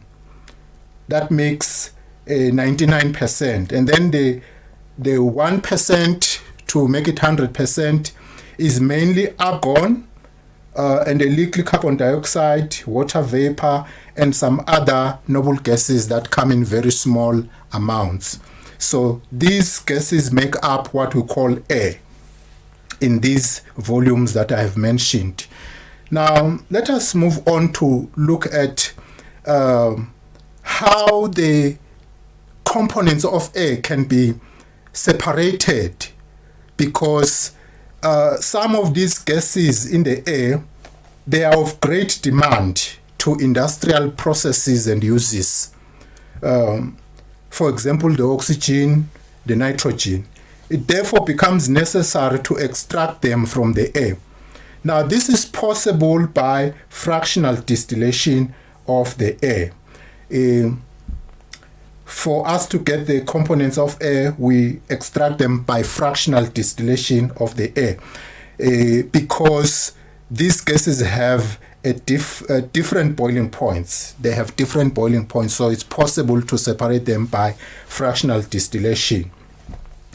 Now, in the process of separating these gases from the mixture air, first of all, the air is filtered to remove dust particles, water vapor, and carbon dioxide. Now, this is because these have the ability to freeze and block the pipes in the equipment that is used to carry out the fractional distillation, so they are eliminated. Then the remaining mixture is then compressed to a pressure of about 200 atmospheres and expanded. Now, this is done continuously, the compression and expansion, compression and expansion, until the temperature of the whole mixture is lowered to about negative 200 degrees Celsius. Now, at this temperature, the mixture is now a liquid. So air has become a liquid at this temperature out of the compression and the expansion. Then the liquid air is then warmed up and fractionally distilled.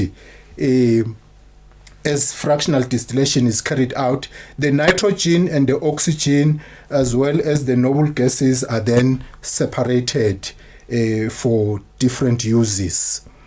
Now, before we move further, I have some small classwork for you.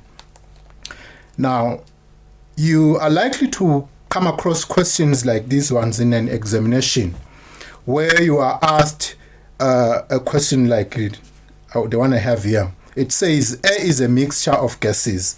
Describe the composition of clean dry air. Now, we have just discussed that clean dry air is made up of approximately 78% nitrogen, 21% oxygen, and 1% is made up of argon, carbon dioxide, water vapor, and other noble gases. I hope you have gotten that one right. Another one could be the separation of nitrogen and oxygen depends on a particular physical property. I mentioned it. Name this property, the one that makes oxygen and nitrogen to be able to be separated. We said is the difference in boiling points. The difference in boiling points. I hope you are okay with that one. Now, I want us to move on and look at air pollution. Air pollution and the elements that pollute the air. Now, air pollution is the introduction, by definition, it is the introduction into air of substances which have harmful or poisonous effect to the atmosphere and the environment. Let me repeat this one. Air pollution is the introduction into the air of substances which have harmful or poisonous effect to the atmosphere and the environment. For example, the gases that are given off when we burn fossil fuels in the home or power stations, in cars, in trains, and in aircrafts, they all go into the atmosphere and pollute the air. So that process of burning these gases is known as polluting the air. It's causing air pollution. Now, all substances which have harmful or poisonous effect to the atmosphere are called pollutants.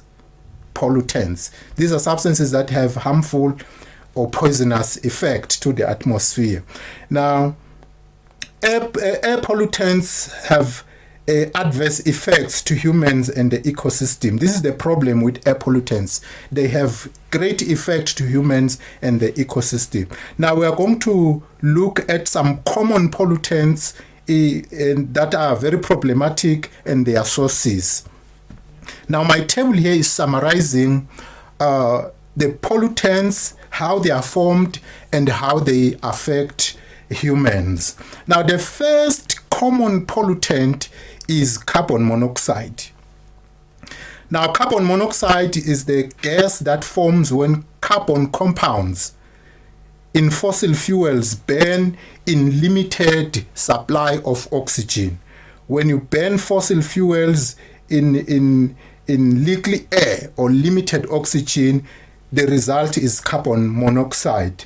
Now, car engines usually and also some furnaces where in industries where they burn fossil fuels, there is a tendency that the gas that is produced is carbon monoxide. The effect of carbon monoxide is that it prevents hemoglobin from transporting oxygen to the body cells. So when we inhale carbon monoxide, there is a likelihood that we can die because it can prevent oxygen from being absorbed by the cells. Now, another common pollutant is sulfur dioxide. Sulfur dioxide is an acidic gas with a sharp smell. Now, this one forms when sulfur compounds in the fossil fuels burn. It's also a product of fossil fuels burning in power stations. And then its problem is that it irritates the eyes and throat and causes breathing problems. It also, when it dissolves in rain, it can cause what is called acid rain. Acid rain has a problem itself because it can attack buildings. It can also attack limestone marble. It also lowers the pH in rivers and lakes and kill fish and other river life. It also kills trees and insects. It's not good to have acid rain. It comes from sulfur dioxide. Now another one is nitrogen oxides, or the oxides of nitrogen. Usually it's nitrogen, NO and NO2. Now these they come from they form when the nitrogen and oxygen in air react together inside hot car engines. Apart from production of carbon monoxide in the engine, when the fossil fuels burn in the presence of oxygen, there is likelihood that oxides of nitrogen form. They also have a problem of causing respiratory problems, and when dissolved in rain, they also form acid rain. Another common pollutant is what we call lead compounds. Olden cars used to fuel with a type of fuel called leaded petrol. Is no longer available. Now, this lead was put in the petrol so that it can enhance burning in the car engine. But the problem with a petrol that has lead is that the waste that comes, it is harmful and it can damage children's brains, for example. It also has damage to kidneys and the nervous systems in adults. I think it is for that reason that this fuel is no longer used because of these terrible effects. Now, let us look at how the world, industries and the whole world is trying to deal with the problem of air pollution. One way is that to cut down air pollution, most countries have banned the lead in petrol. I have mentioned most countries no longer use that. Even our country, we no longer have this type of fuel that contained lead. So lead pollution is less of a problem now. Another way that air pollution is being dealt with is that new cars are fitted with a device known as a catalytic converter. This is a piece of equipment that is joined along the length of a car exhaust system. It converts harmful gases from the engine into less harmful gases as it is given out to the environment. And it looks like this one here. I'm not sure if you can see it very clearly at home. It is joined in the exhaust system. Now, gases from the engine enter it and come out on the other side less harmful. Now, this is because the interior of the converter has two components which are honeycomb-like. They have honeycomb-like structures. Now, the surfaces of these honeycomb-like structures, I hope you understand what I mean by honeycomb-like structures. The surfaces are coated with a thin layer of transition metals that act as catalysts. Now, these are platinum, rhodium, and palladium. These three metals are known to work effectively as catalysts in the catalytic converter. Now, it has two components inside, which I have labeled A and B. Now, as the gases from the engine enter it and come out, in A, I hope you are able to see this A part.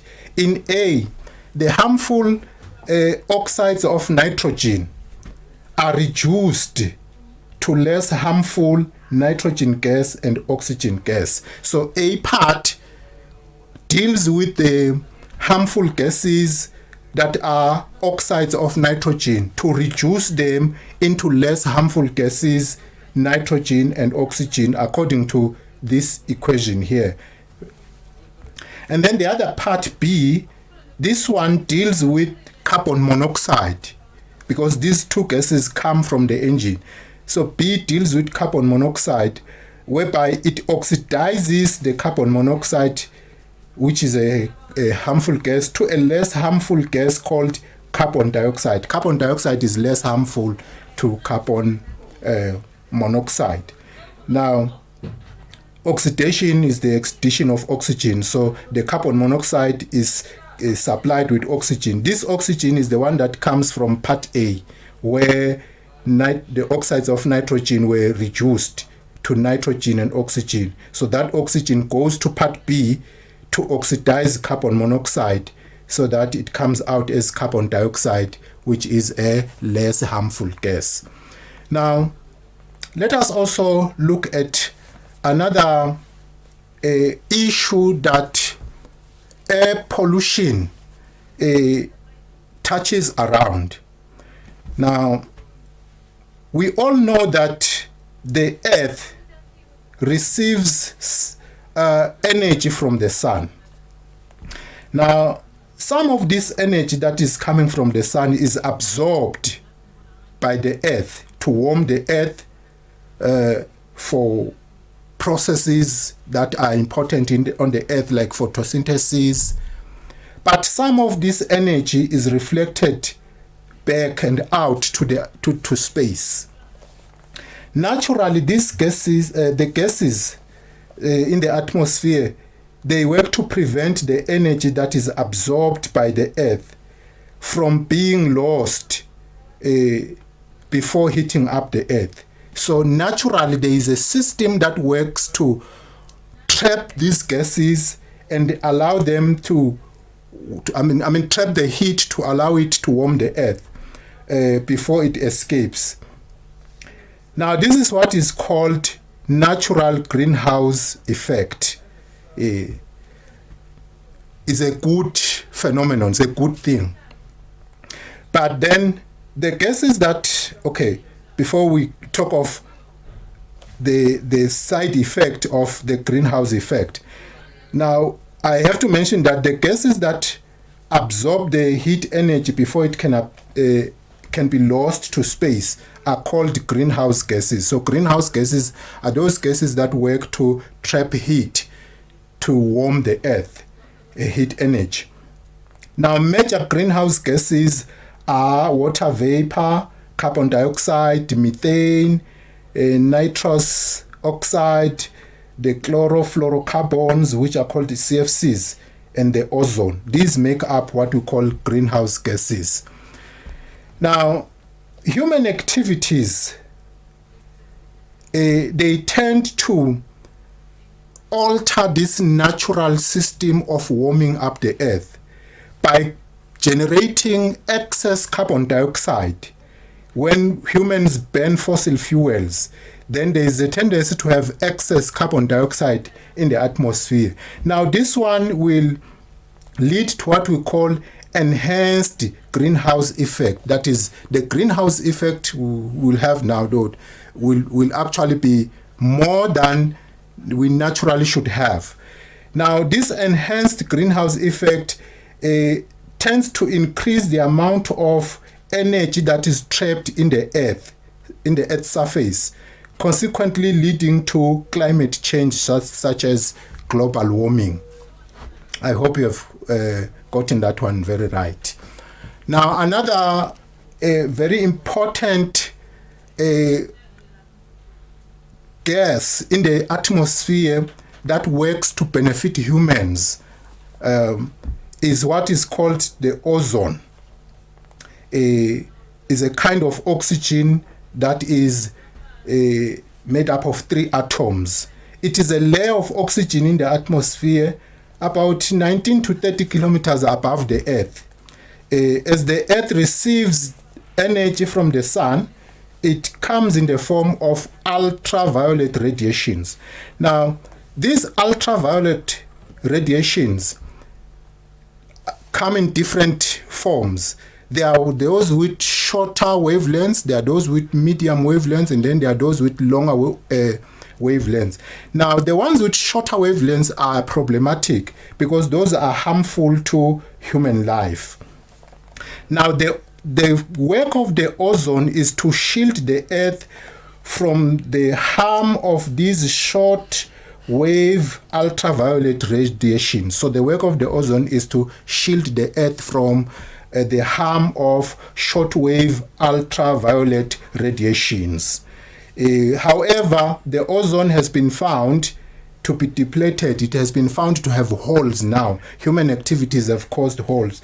So this, because of the chemicals such as chlorofluorocarbons, the CFCs, which are widely used as coolants in refrigeration, air conditioning, and the aerosol sprays.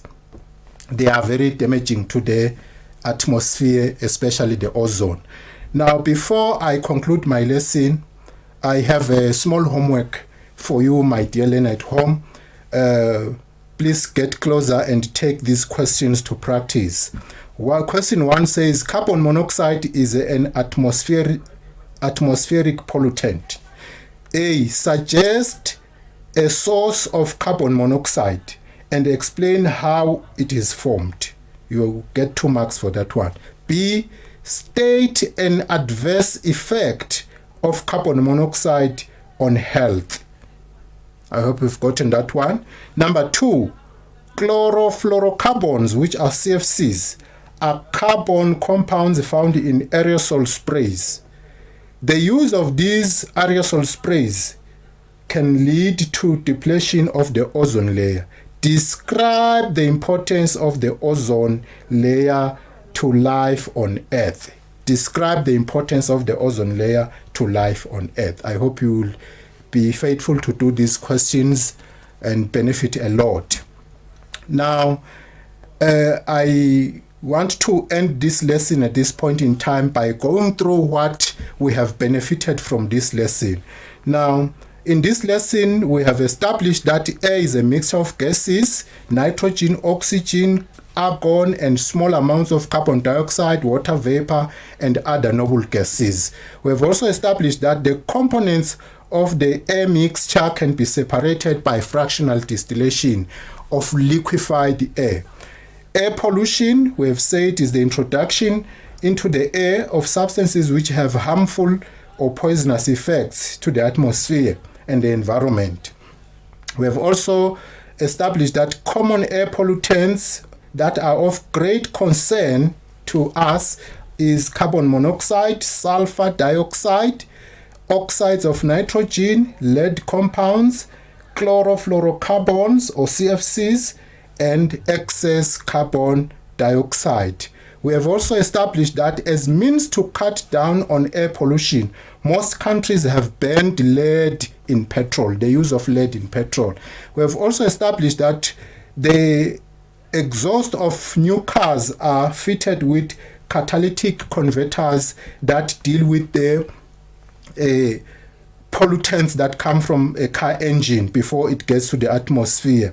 Now, this catalytic converter works by reducing harmful oxides of nitrogen to harmless nitrogen gas and oxygen gas, and also oxidizing carbon monoxide to less harmful carbon dioxide. We have also established that the atmosphere is enveloped by gases that absorb energy from the sun, that keep it warm enough for the processes to occur, which is called the natural greenhouse effect. Now, these gases collectively are called greenhouse gases, and the main ones are water vapor, carbon dioxide, methane, nitrous oxide, chlorofluorocarbons, and the ozone. We have also said that excess carbon dioxide from combustion of fossil fuels by human activities results to climate change like global warming. And we've also said that the ozone layer plays a major role in shielding the Earth from harmful shortwave ultraviolet radiations by absorbing these radiations. We have also said the ozone layer unfortunately has been found to be depleted, to be having holes because of the use of chemicals known as the chlorofluorocarbons. Dear learner at home, I hope you have benefited and enjoyed this lesson, and I intend to end here for today. Thank you very much, Mr. Matimela, for your lesson. Yes, we hope they benefited from it and they enjoyed it. We hope that you have a lovely rest of the day, sir. Thank you very much, Nogwazi. Thank you. All right, Form 5s. Up next is English language with Bonisiwe Ndwandwe. I will be taking you through that after this break.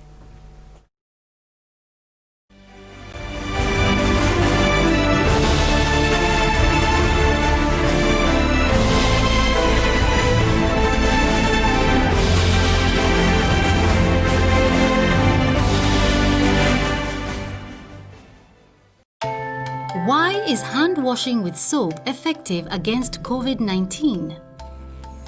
The coronavirus is too small to see, but is covered with little spikes that stick tightly to the natural greases on your skin. It gets on your skin by someone with COVID-19 coughing or sneezing nearby you, or by you touching an unclean surface where the virus can stay active for up to several days. But washing hands thoroughly with soap for 20 seconds is highly effective against the virus. Soap loosens the grip of the virus on the skin and destroys the outer layer of the virus, pulling it apart. This means the virus loses its power to infect people. Washing your hands well with soap means you can destroy or remove the virus and wash it away before it has the chance to infect you or your family. By washing hands with soap and water, people protect themselves, their loved ones, family, and the community. By acting together, we can help stop the spread of coronavirus.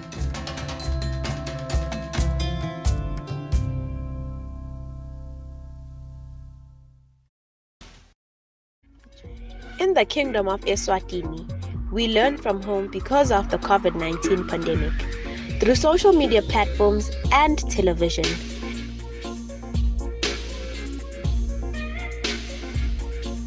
The government provides us with subjects and teachers of grade 7, Form 3 and Form 5. Watch Home Study on channel 286 on DSTV or channel 02 on Ginger. Or else watch live on Eswatini TV YouTube channel.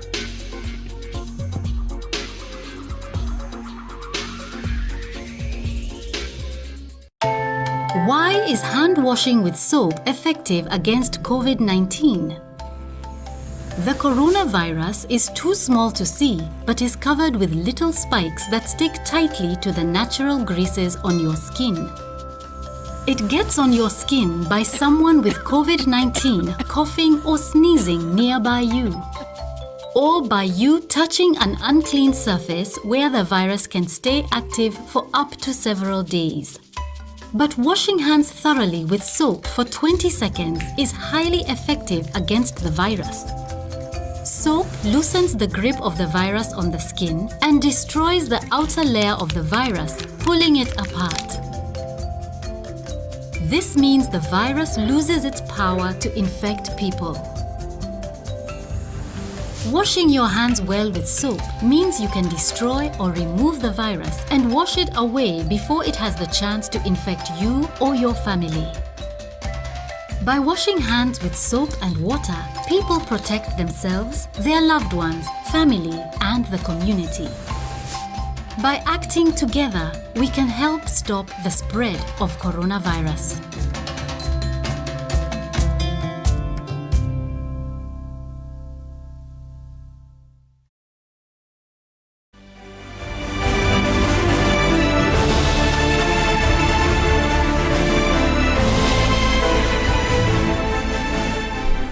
A very warm welcome back to our viewers and a very good afternoon if you have just tuned in. This is Eswatini TV and you're tuned in to Home Study. My name is Nogwazi Dlamini and right now we are doing Form 5 English Language with Bonisiwe Ndwandwe, who is already with me in the studio.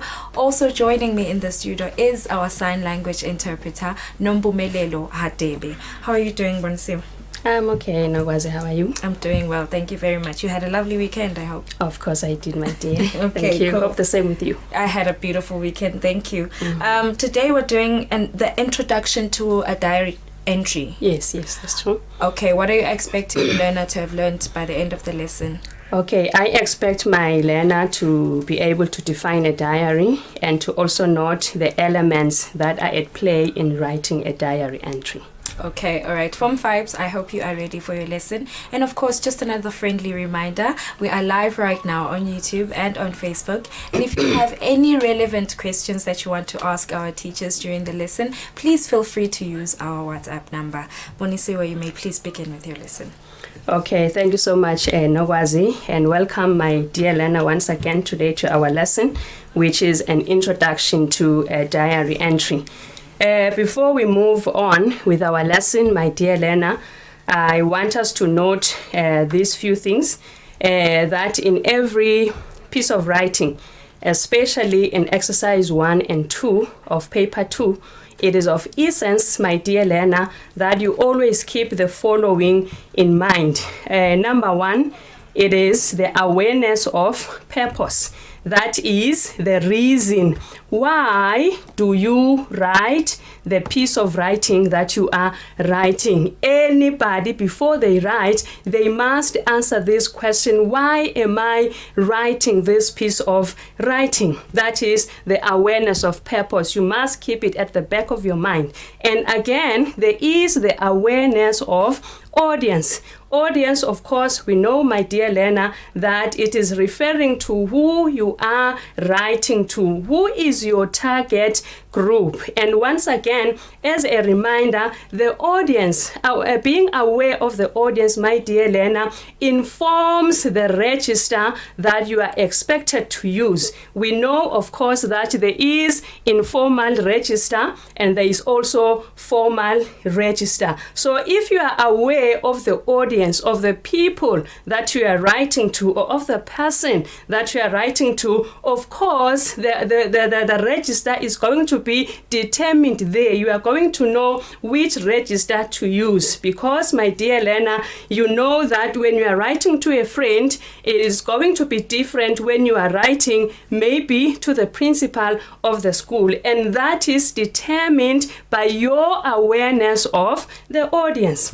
Then again, we have awareness of content. That is the message that you are writing. Do you even understand the task at hand? What have you been instructed to relay through to your audience? So now we have the message which you are passing on to your audience, and you have a reason, once again, of why you are writing that piece of writing that you are presenting at that particular point in time. So you must be aware of those things. Then, my dear learner, a reminder on the awareness of the context. What is the environment? What is the situation that you are writing under? And usually you are given all those things. It is just that you have to align yourself as you are preparing yourself to write. You must keep these things at the back of your mind, because they actually aid in your writing. They make your writing actually easy, my dear learner. Then moving on, let us respond to this question: what is a diary entry? As you might probably be asked maybe in the examination. A diary entry, my dear learner, is a section of writing that is organized by date. That is number one. And it is it records a person's major events on a certain day or days, as well as his or her feelings, thoughts, opinions, reactions to those happenings. I have underlined major, my dear learner, for a reason. Why? It is because with a diary entry, you are expected to pick those feelings or those events which had an immense effect on your feelings. So it is not just a question of writing anything that you want to write, or anything that happened to you or you experienced during the course of the day, but you pick only the major or the main, the significant things that had an impact on your feelings or on your thoughts, my dear learner.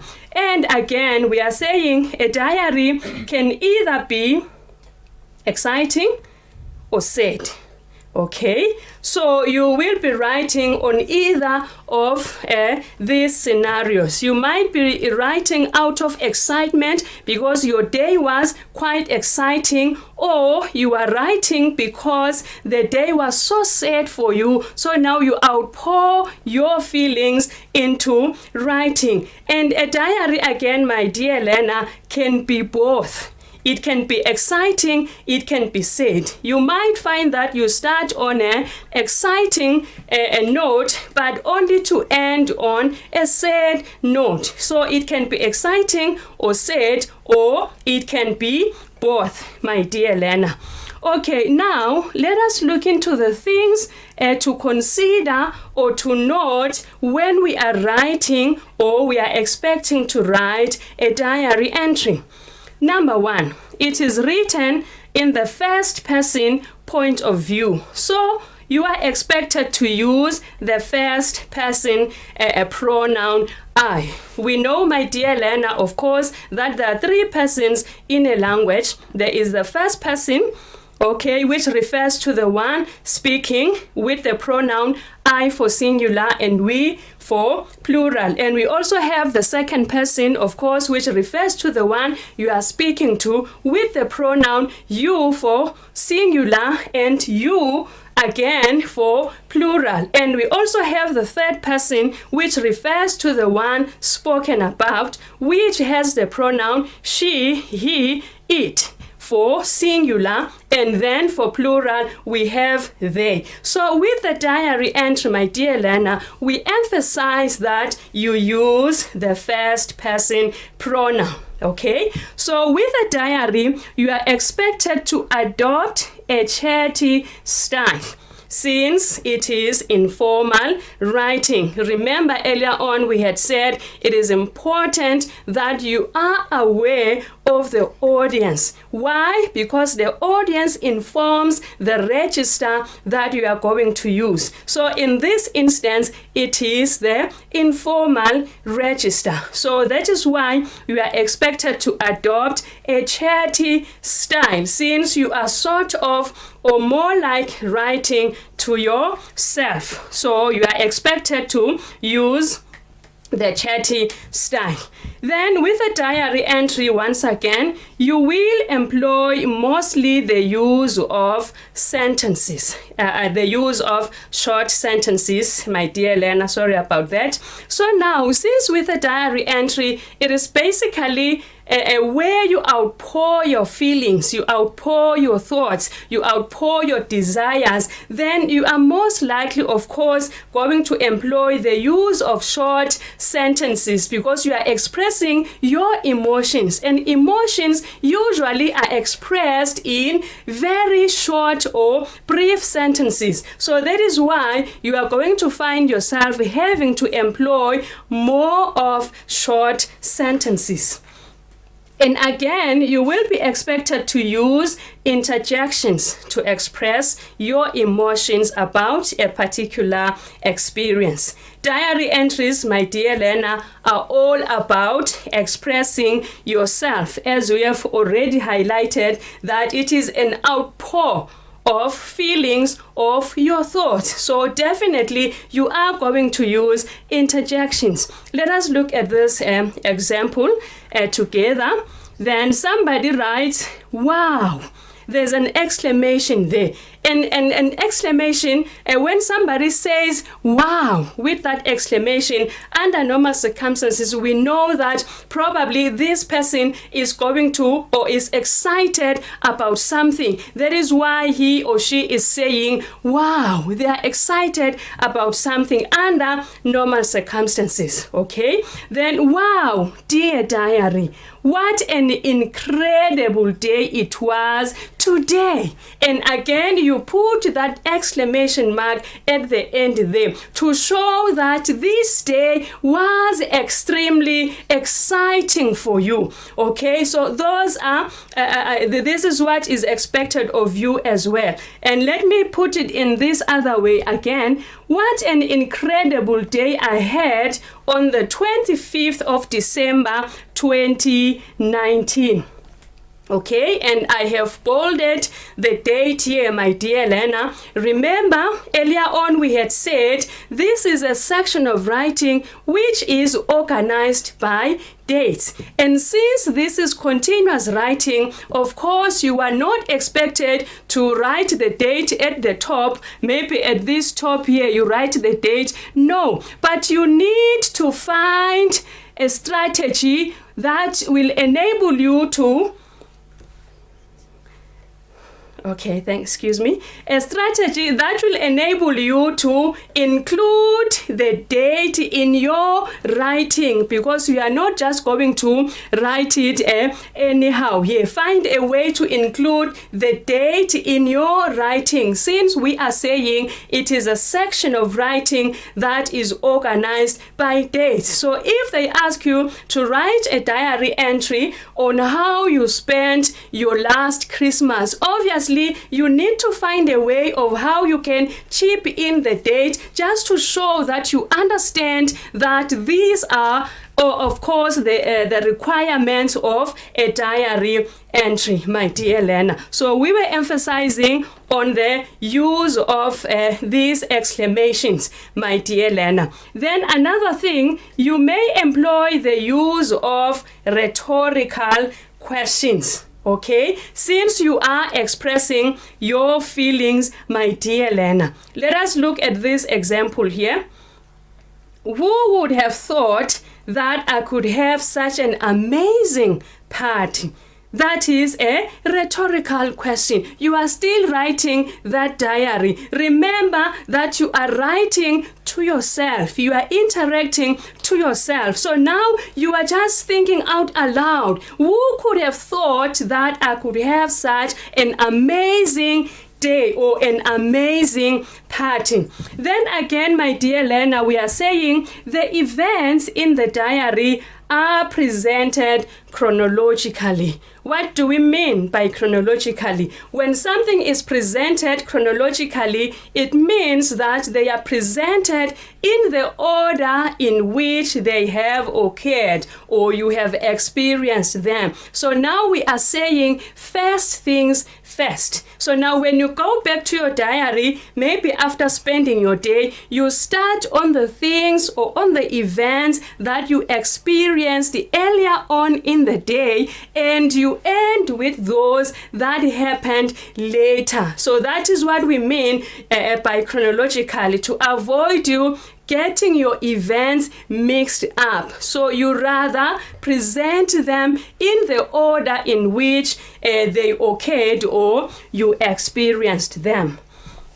Okay, my dear learner, moving on, we are saying in a diary, you express your inner thoughts, your inner feelings, and your opinions, etc. So this basically means that you focus on the incidents, like I have tried to point out earlier on. You focus on the incidents that had an immense effect on your feelings, the significant things, okay? Those things that either made or spoiled your day. Remember earlier on we said that you write on something that excites you or something that saddens you, something that disappoints you. So it must be those specific events, those specific incidents that had an effect, an impact, an immense effect on your feelings. Then you put them down in writing. You express them in writing. Okay, so this would include things that made you extremely excited. Remember, you are not just picking any incident that happened here, but you are writing on those things that immensely impacted on your feelings. So you might have been extremely excited, jubilant, ecstatic, humorous, disappointed, dejected, etc. There are so many of these feelings that you can write and express how you felt during the course of the day when you experienced or when you were undergoing such experiences. Okay, my dear learner, continuing. Okay, maybe before we continue here, let me emphasize that when you are writing a diary, my dear learner, it is presented in paragraphs. Of course, we are going to have the introduction, we are going to have the body, and we are going to have the conclusion, my dear learner, which should be presented in paragraphs, please. And in most cases, you find that they write the dear diary for you. So it would already be there. So what you do, you simply skip a line and then you start attacking or addressing the first bullet prompt that appears on your question paper. We are going to look into that in the practical aspect. Then at the end, my dear learner, you can write write, I will update you later, my diary, or see you later, whichever way you may choose to use. But it should point out that you are looking forward to giving another feedback to your diary later on. See you later. I will update you later. Bye for now, dear diary. That is how you end a diary. But we are going to look into that, my dear learner, in the practical aspect of it. So now, let us continue with our diary. We are saying a diary may take the following structure so that it appears to be organized. Number 1, you may state your feeling. Remember, it is an outpouring of feelings, so there is no way that you can avoid or evade writing that feeling.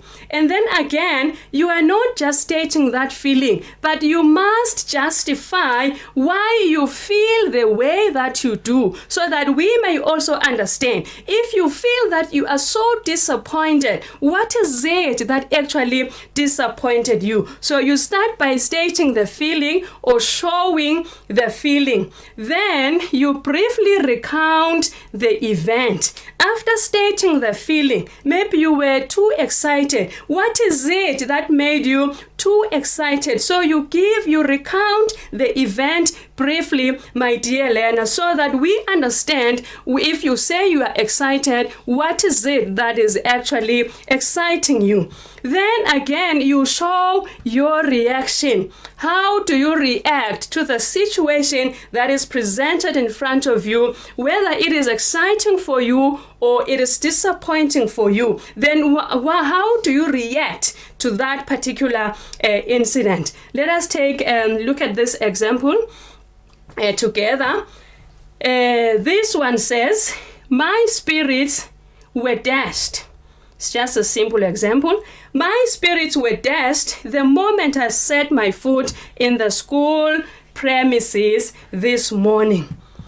Feelings are dashed. It means the feelings were dampened. We are trying to analyze this. If somebody says, my spirits were dashed, it means this particular person has come in highly spirited, but then something happened to dampen the spirits or to dash the high spirits that he or she was coming in with. So it was the moment he or she set his foot in the school premises this morning. You will remember, my dear learner, that when we were discussing reading and writing, we had said your writing, the first time that you write, you must catch the reader's attention. So the minute somebody reads your first sentence, there must be a question at the back of their minds. Not a question, however, out of confusion, but it should be a question that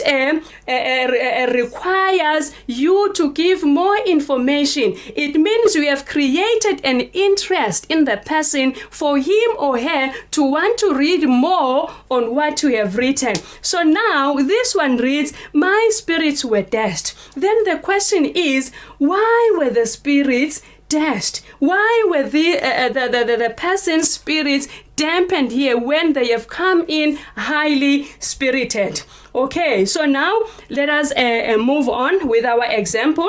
We said you show the feeling, then you recount briefly on that incident that made you feel the way that you are feeling. So which means this writer here is kind of like feeling disappointed, okay, because of what happened. Then what is it that happened exactly? One tall dark girl stepped on my nicely polished new school shoes. Oh, okay. So that is why. Okay, it's a new day on the opening of schools. You have polished your school shoes, and they are new. You have given your time polishing them, and then somebody comes in here and steps on you. You can just imagine the feeling. Okay, you are writing something new and somebody comes in and spoil it for you. So that is why this girl here is kind of like disappointed. Okay, whereas she continues to interact, whereas she didn't even bother to apologize. You can see the exclamation there. It shows that this action actually made this girl, I would assume, to be very angry. Worse, she steps on my shoes, and even worse, she doesn't even care or bother to apologize on what she has done. What does this mean? It means that she was expecting an apology, but the apology unfortunately wasn't coming. Okay, so now she continues. She's such a bully. Remember, we had said you employ the use of interjections. This is an outpouring of feelings, of emotions. You are emotional. So even as you write, the emotions should show in your writing. So this girl is somewhat angry because of what this other girl has done, stepping on her nicely polished new school shoes, and on top of that, not apologizing. So she thinks she is such a bully. How can you do that and not even apologize? You are expressing your feelings. Did she even know how much my mom paid for my shoes? That is a rhetorical question. She's not even expecting an answer, but she is just wondering, does she even know how much my mother paid for such shoes? Anyways, that's water under the bridge now. I won't live in past misery.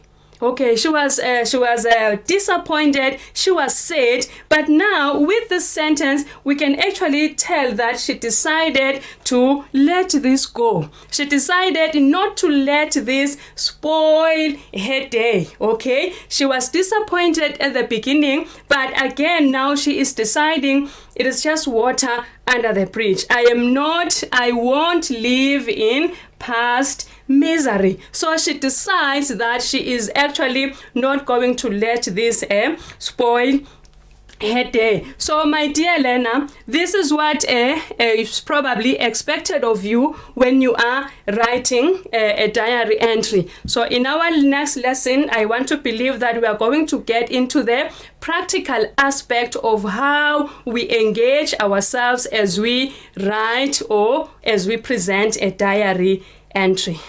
Believe this brings us to an end of our lesson.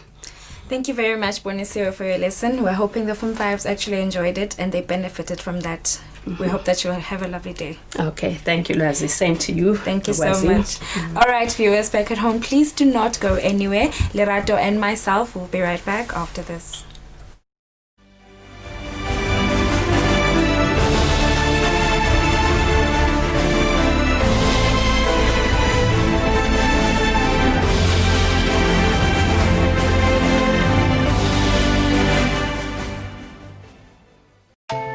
Why is hand washing with soap effective against COVID-19? The coronavirus is too small to see, but is covered with little spikes that stick tightly to the natural greases on your skin. It gets on your skin by someone with COVID-19 coughing or sneezing nearby you, or by you touching an unclean surface where the virus can stay active for up to several days. But washing hands thoroughly with soap for 20 seconds is highly effective against the virus. Soap loosens the grip of the virus on the skin and destroys the outer layer of the virus, pulling it apart. This means the virus loses its power to infect people. Washing your hands well with soap means you can destroy or remove the virus and wash it away before it has the chance to infect you or your family. By washing hands with soap and water, people protect themselves, their loved ones, family, and the community. By acting together, we can help stop the spread of coronavirus.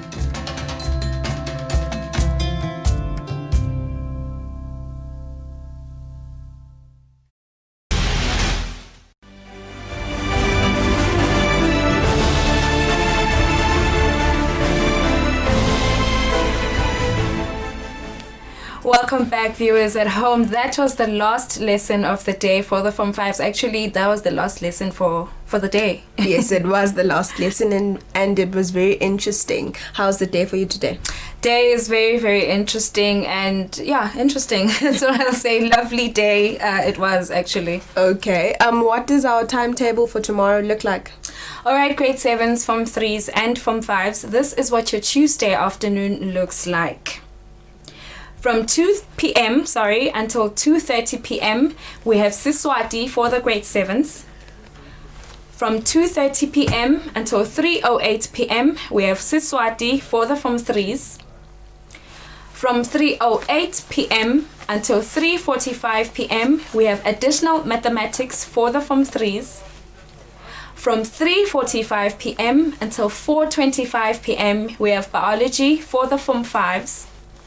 And the last lesson for the day from 4:25 p.m. until 5 p.m. is religious education for the Form 5s. Thank you very much, Nogwazi. We also have social media platforms, which are YouTube and Facebook, where we are live from 2 p.m. until 5 p.m. Do not forget to click that subscribe button so that whenever we are live, you get a notification. We also have a WhatsApp number where you can contact us from time to time. Text us, do not call or send voice notes. All right, guys, we will see you tomorrow at 2 p.m. sharp. We'll see you guys tomorrow, and thank you for tuning in. Thank you for letting us into your living rooms or wherever you watch from. Thank you very much, guys. Stay safe, stay clean. We'll see you guys tomorrow. Bye. Bye, guys.